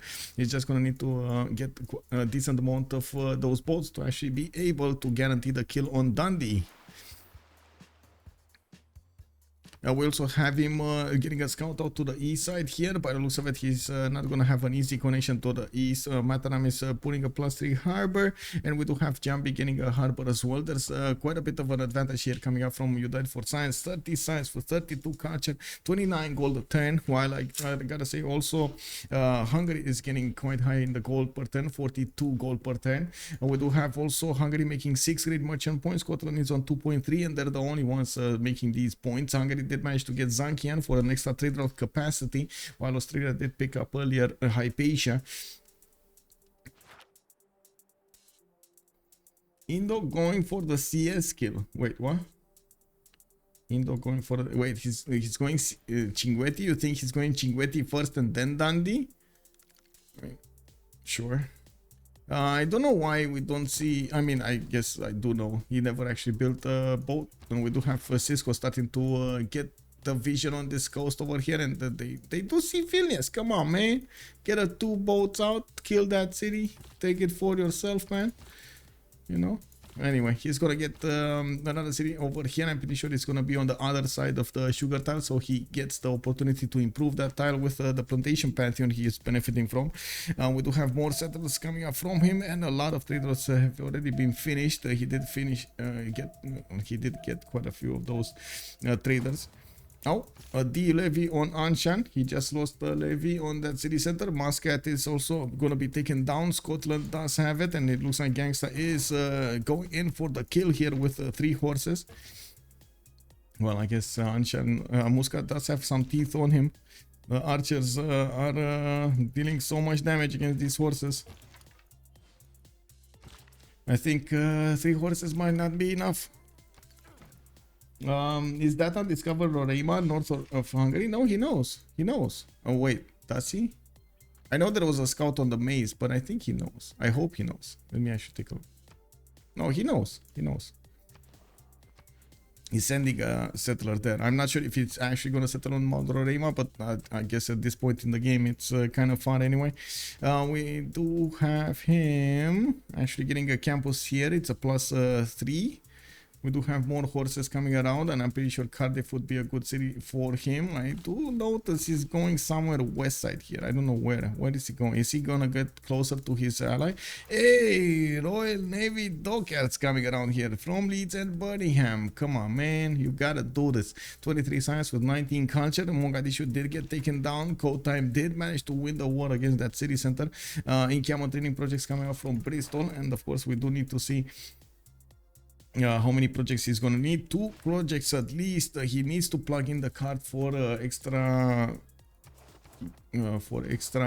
how to say, general points, strategos, to get that faster. It's quite important to actually work that card for like 6 turns, maybe 5 turns, something like that, and then you switch away and you get a project, and boom, you get the scientist, you get the general. Let's see. Okay, boats coming around also from CodeTime. There's only 1 galley at the moment in the seas of Badung, while of course you dice for science is gonna get more faith. 17 faith a turn. He's gonna get to buy another galley soon. Wait, what did he spend his faith on? Did he just get a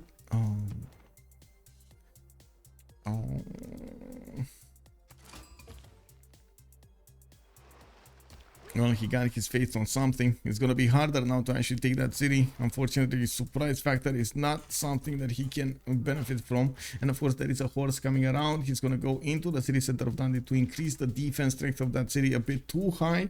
And that's about it. It is what it is. Okay.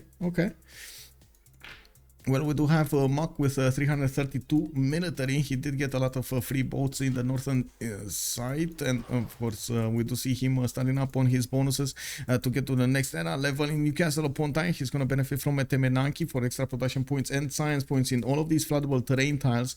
We do also notice he's getting quite a few heavy chariots coming around. Not bad. He did get also an encampment from Bradford. Good projection of power against Ganksta.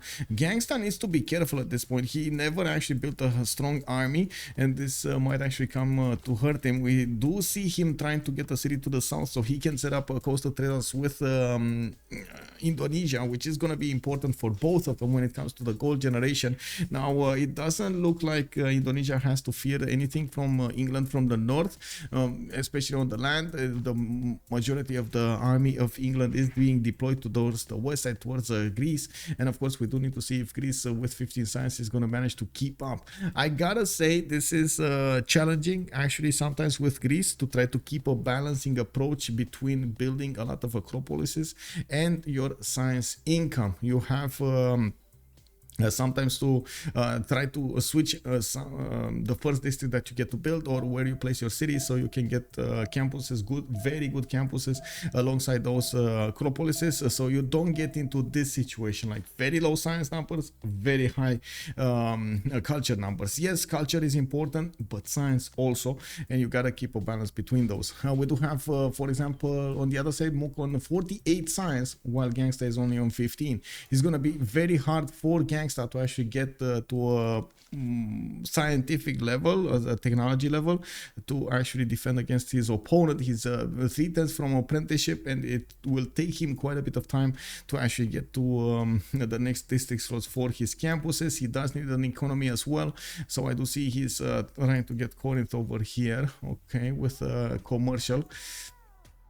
Muscat is also dealing quite a bit of damage against his units. I think he actually expended a bit too much effort on Muscat. This is not worth anymore. Like 3 horses will die here. He already lost 1. He's gonna lose the next ones also, unless he, of course, retreats.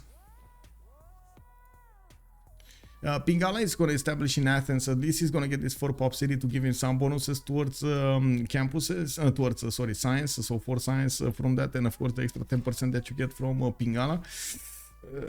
Not that big though, not that big of a bonus. 63 production, Muk is already on 97, and the bigger he's gonna get with a military hero. Of course, we do see heavy chariots with an ability to get stirrups in 3. Wow. No prediction today, Meneshu Public. Sorry, no prediction today. This is the training game, so I didn't actually get a prediction going. But I guess throw questions at me, so I get to talk about different subjects. We do have diverse, I guess, environment over here to talk about. Can you repeat what religion Greeks have? Wait, they don't have a religion. Greece doesn't have. Canada has. It's a Jesuit education with the lay ministry.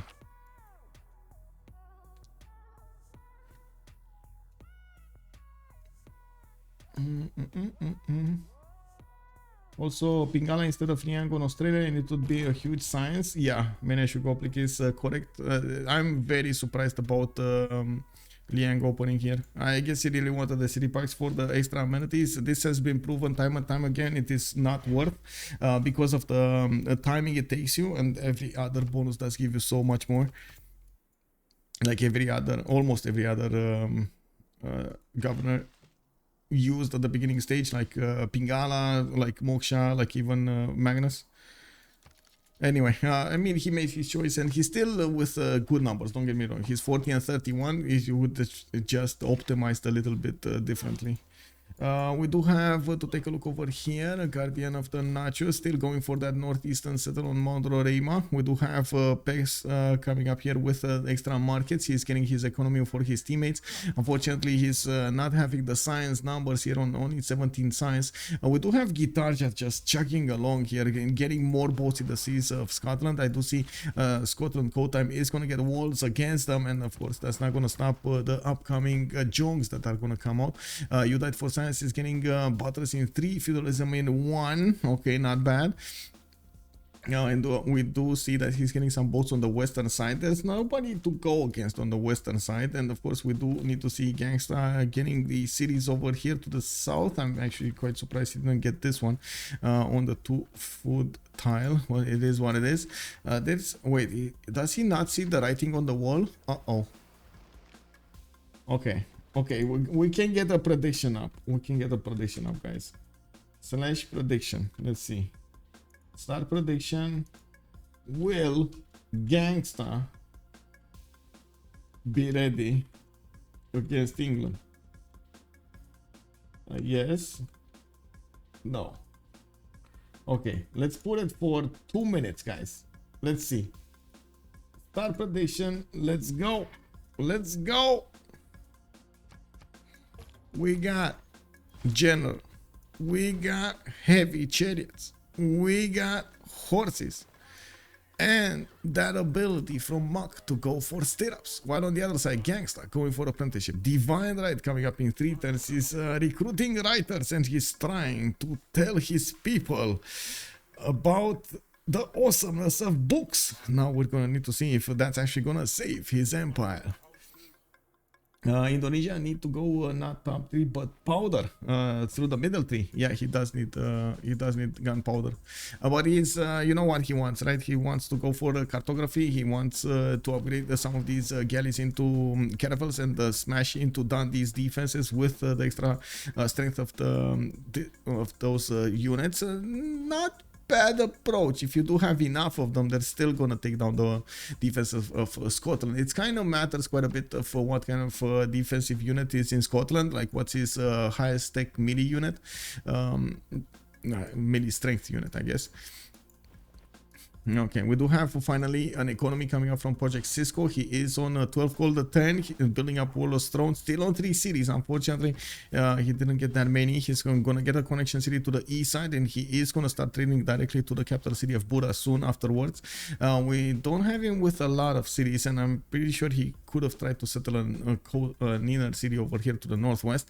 I do also notice Melbourne coming up with a Colosseum in 14 turns from that city center. He does have multiple chops available people, 1, 2, 3, 4, 5, 6, 7 in that city center, and he is repositioning these builders to go there. He's gonna get a lot of amenities. Now he's on +3, he's gonna probably get the +6 soon. We do have Cisco moving in with a scout available to move on the Governor Plaza. He is gonna try to get the pillage on that juicy culture. Oh, and Melbourne immediately stopping the Colosseum. What's this? Cinguetti got denied. Wait, he actually took that city. He actually took that city to the south. Yeah, he got it. Extra free city, man, for Indonesia. Why not? 60 science, 56 culture, not bad. Next to CodeTimes 28 and 41, not bad. Mukmuk trained the first night. How many gold points do we have? Not a lot, I gotta say. This is like total score, total gold in the empire, not a lot. Venice has been defeated. Muscat still staying alive. Indo now gets a religion too. Yeah, passively getting a religion with that. I do see hoplites are starting to come around from the cities of Corinth, and I do see Athens did plug in that Pingala. Now we do have Ganksta on 24 science with 48 culture. He did also designate Sparta to build one of these campuses, a +4 to the west side here next to the mountains, and we do need to see when he's gonna get to finish more units on the east. And man, these hoplites are strong, but not without their brothers in arms. They do need more hoplites holding hands against their opponents. This is, I don't know if you have this, but in Romania, there's how to say, in school we have one of those games, like basically children make a line, 2 lines, right? On one side you have a team, and on the other side we have a team like with like 10 people on each side, and there's like country, we want the soldiers, and the other side asks who, and you designate somebody to just run and try to break the other line. You have this type of game. Everybody's holding hands, you know, against this. Yes, Red Cover, Red Rover. What is that, Red Rover? That's actually the game name? No, is it? Wait. Corinth has no production, or he doesn't have the card then. Yeah. 500 army in that timing is huge. Yeah, he's not gonna get that defense, man. Wait, what is this?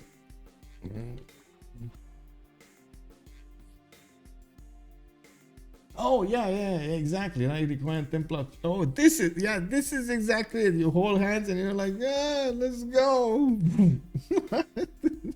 yeah. There we go. Okay, that's Red Rover. We call it basically like a loose translation. Like a Motamo translation is country. We want soldiers. But anyway, I guess in Romanian it does make sense. It's Țară vrem ostași. It's more no, how to say, it's easier for us to pronounce, I guess, and understand.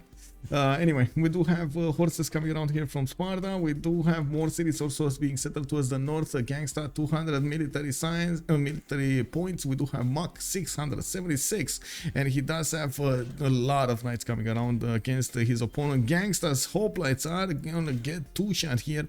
His horses are also not gonna withstand the power of these knights with the great general. There is no great general available for Ganksta, and I don't think he's gonna be that fast on something like nationalism to core these up. He does need to use a lot of his chops over here to get some more units out and try to get a bigger defense. We do need to see if he's gonna manage to do so.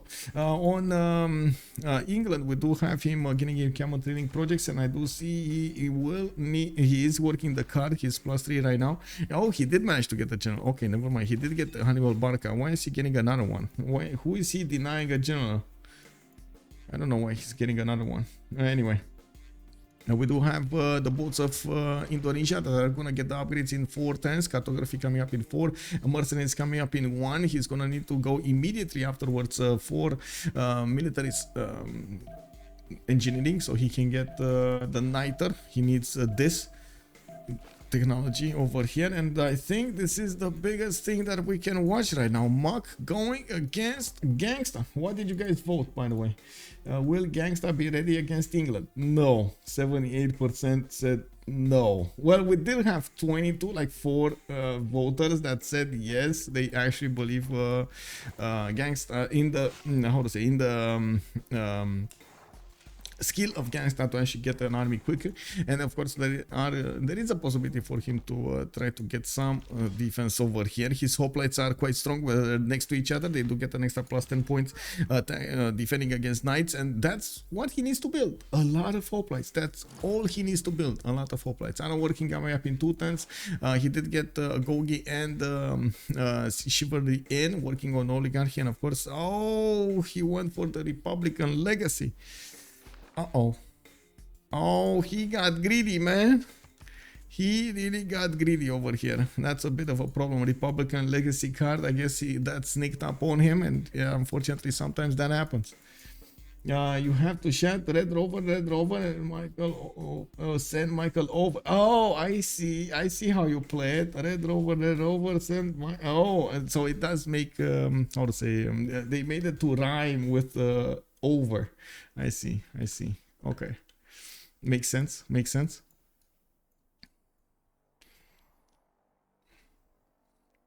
The prediction was, would he be ready? Not would he defend the attack? Yes, you're correct, Heini Dev. You are totally correct indeed. That's actually quite a bit of a difference between the two definitions, I guess. Oh, we got Mukmuk going with a Sea Dog fleet that is gonna start chewing through the defenses of Miletos. Miletos is in big danger over here. The Sea Dog fleet is extremely strong, 65 range strength, and the walls are not gonna matter over here at all.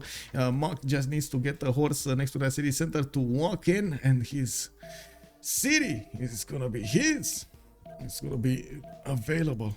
Well, I do have to also point out these Greek hoplites do not actually get bonuses from general, so it would have been useless for him to try to get one. It would have been nice to have a classical general anyway to try to get some bonuses towards crossbows afterwards. That would have been the next tier unit that he would have needed. In the heal stab, we do have to take a look, I should say, how many times we got 4 turns until the next era. Oh my god, look at Miletos taken out. Yeah, I guess he's gonna lose that city. And the horse, and this horse is gonna die, and then we're gonna need to see the hoplites try to survive. Of course, what the hoplites kryptonite is basically archers or crossbows, so I wouldn't be surprised if Muk is gonna get some of those soon. Now we do have also to take a look at Indonesia. Still did not get to upgrade his boats here. He does have a decent amount of gold in the bank. So is how to say, Guardian of the Nachos over there on Hungary, benefiting from a bit of gold per 10. They can upgrade these boats quite fast, and we're going to need to see if he's going to take a city from CodeTime. Looking at the points over here, wait, why are we seeing? Oh, total time.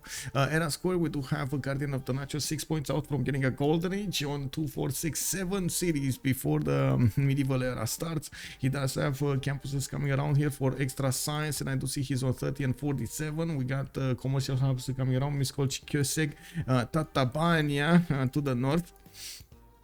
We do need to see if he's gonna manage to get those points in, and this is science without Pingala. Okay, he's gonna start growing much faster here.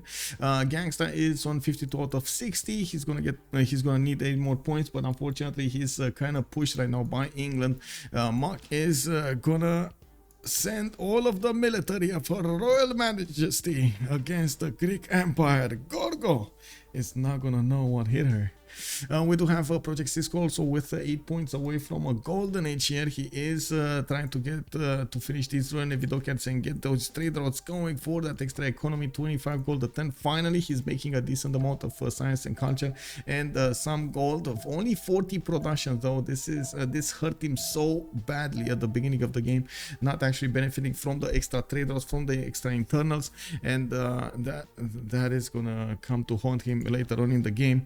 It looks like he's also starting to send externals over here. No, he's getting out of there. Oh wait, I see what's happening. He's getting out of there. Wait, is he gonna settle a city on the Canadian land? Well, I'm not sure if Wolf Veloria will like that. I know he's peaceful, but I'm not sure he's gonna like that. Corinth is put under siege. We do have knights coming in here from England, trying to take that city. Miletos is gonna be the first victim, and Ganksta city is gonna go down. We do have Mark also with the ability to attack into the direct strength of the city center of Corinth. The walls are going up in 2 turns, and of course, without any siege units to bear on Corinth, it's gonna be a hard time for these knights to actually go through. They will get to pillage the districts of Gorgo, and well, that's gonna be a problem. Daniel Dingo, good evening, sir. Age of Steam, he dealt himself without a reason. Yeah.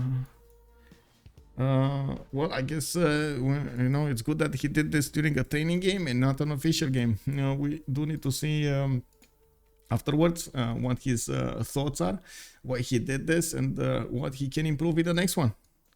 That's why the players should do this, as in should do the training games and should learn the lessons themselves, what does happen if you do this or that, to avoid them in the upcoming games. To say kind of looks like a grim scenario over here. CodeTime does have a lot of production. We do have Mark on a lot of production, and with the ability to punish Greece over here, it's going to be bad. And we do have Greece actually getting a decent amount of hoplites, and I do have to say the prediction is a no. He wasn't ready, man. He wasn't ready. So I'm going to finish the prediction over here. Manage prediction, no.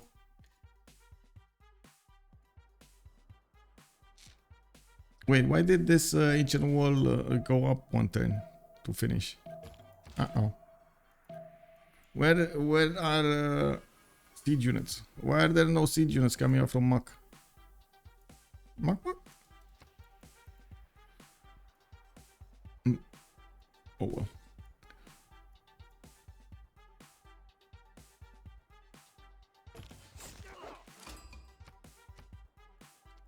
Okay, so let's finish up on the era score here. We do have You Died for Science 1 point out, the Project Cisco 5 points, Ganksta 7, Guardian of the Nachos will get 1 point away. CodeTime is 8 points out, and it looks like he's gonna have a hard time getting there also. He's getting some industrial zones. This is gonna be a +4, so again a few points coming up from that, not bad. And he still has a little bit of time maybe to get those points going. I don't see a wonder being built here, so that's not gonna be a possibility, and he is gonna get pressured by Indonesia soon on the seas on the west side. Now we do have easy Sativa with 6 points over. It's good. Mark did go over the necessary points. Top is 7 points out with John Curtin, and I believe he was building Colosseum. Still didn't finish it. It's 3 turns out, but he is going to get to chop it next turn, getting harbor shipping project over here for Zenki. Not bad, and he's going to get a theater square here from Perth, but that's only a +0 actually. Yeah, no, +3. Oh, right, the breathtaking appeal. Never mind. That's a +3. Okay, so he's gonna get the points out from that as well. He should be over the necessary points next time. Should be fine. Should be fine. So one great person with a wonder and a splendid theater square. That should be fine. Did he get another theater square here? No. It is what it is. 11 turn walls. Yeah, that will never finish. Oh, we got some quadrims getting ready over here from Indonesia to turn into jongs. Honestly, I don't think he needs more than 1 or 2. But I guess we're gonna need to see You Died for Science, what he's gonna do. Guardian of the Nachos is also gonna need to get quite big. And unfortunately for Guardian of the Nachos, he doesn't have a lot of options to go against his opponents with city-states. There aren't that many city-states available for him to use. He lost Anshan somehow. I don't know what happened. Oh no, he still has it. It's just, okay, never mind. Anshan never actually built a big military, and it looks like now Mark did need to retreat. Yes, he did take out the city. That wasn't that developed in the north, but it did give some positioning over there for Greece. Now we do see the walls going up in 2 turns from Corinth, and unfortunately Ingel did get to pillage this land considerably. He got a lot of gold points, a lot of culture points also from Greece. Okay, Argos might be in trouble. We do have 2 knights going there, and it doesn't look like Ganksta is gonna have units ready. Oh, there we go. He's buying hoplites. Well, I gotta say, on the other side, it doesn't look like Anshan gonna go down. That's a city state going down, boys. We do have Nalanda being held by Ganksta. We do have Anshan, also Guardian of the Nachos, and Geneva is gonna be Pocket CS for me, Kek. How did this not get discovered, man? Why did you not send something there? Oh my god, it's a Pocket CS for me, guys. We're getting some extra science points. Woo woo. What is Canada's faith button? It's 77, and I guess we just popped in. No, next time we're gonna pop into the next era. We do have to see Top did get the necessary points, 55, 52. Mark is 59, 57. Is it Sativa way over? CodeTime did manage to get it also 50, 50. Project Cisco needs 3 more points. Jong, I do see also Indonesia did manage to get it. Guardian of the Nachos got it. Ganksta 7 points out. Doesn't look like he's gonna get it in the next few minutes here, or I should say in the next 45 seconds. And that's actually gonna take away quite a bit of his culture here from pen, brush, and voice. And I guess he's fine. He's gonna get a lot of writers anyway. I am actually very surprised he opened up with crop policies instead of opening up with commercials. I gotta say, I'm very surprised about the timing of his districts over here. Commercials into summer crop policies into campuses, that seem like a better off. Usually that seems like a better off expansion because of the trade routes that you get and the internals, the extra production on all of your cities. 91 production versus Max 153 doesn't seem like it's gonna be a good matchup here. And these are all this is because of the internals of England. So this is how badly this matters. If you don't have a lot of traders going towards your cities, unfortunately at some point somebody that is gonna have that bonus at the beginning of the game will have this. Anyway, we did go into the era. We do have a medieval era started up. We're gonna have a pause in just 2 minutes over here, and of course we're gonna have a 2-minute pause. We're gonna vote in the Congress, and that's a bit of time for me to actually get some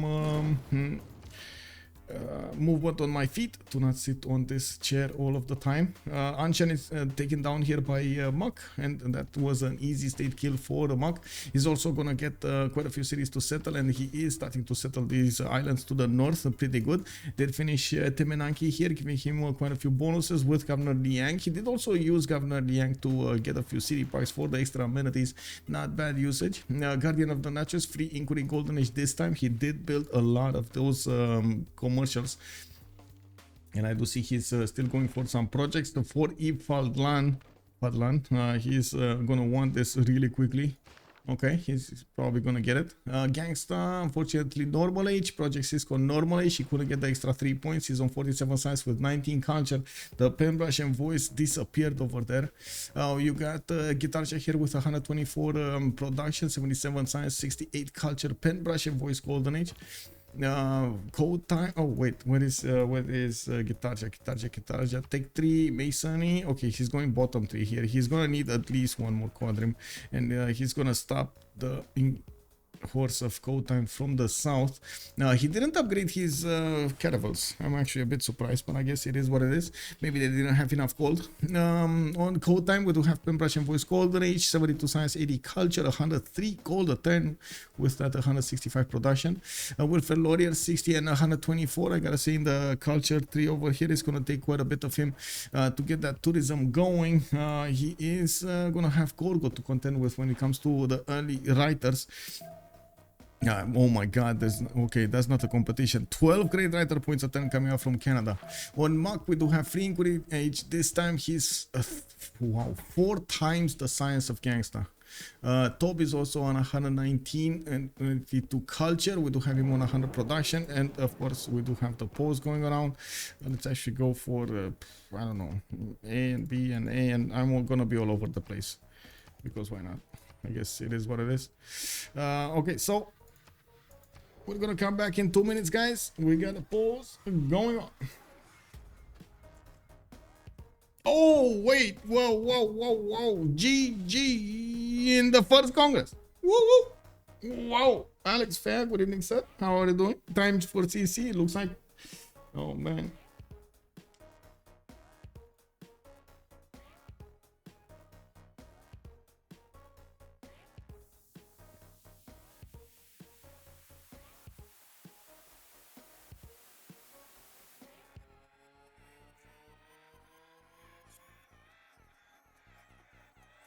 boy. Yeah.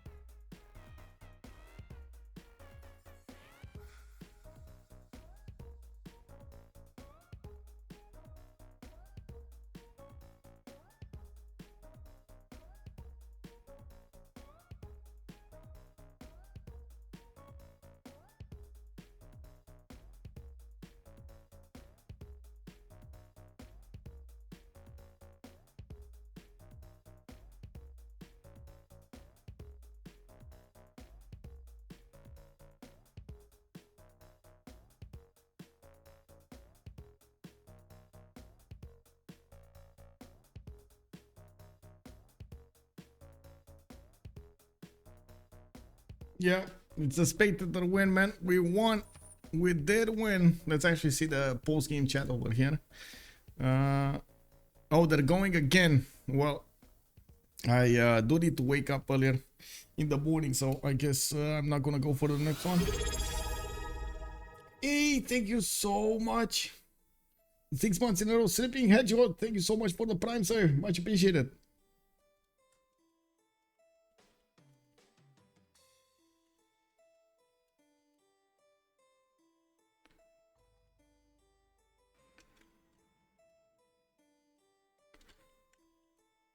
I guess we're not gonna have some post game. Let me see. Are they in the same channel? Let me see. No, they're not. Okay. Well, it's good they're going these games back to back.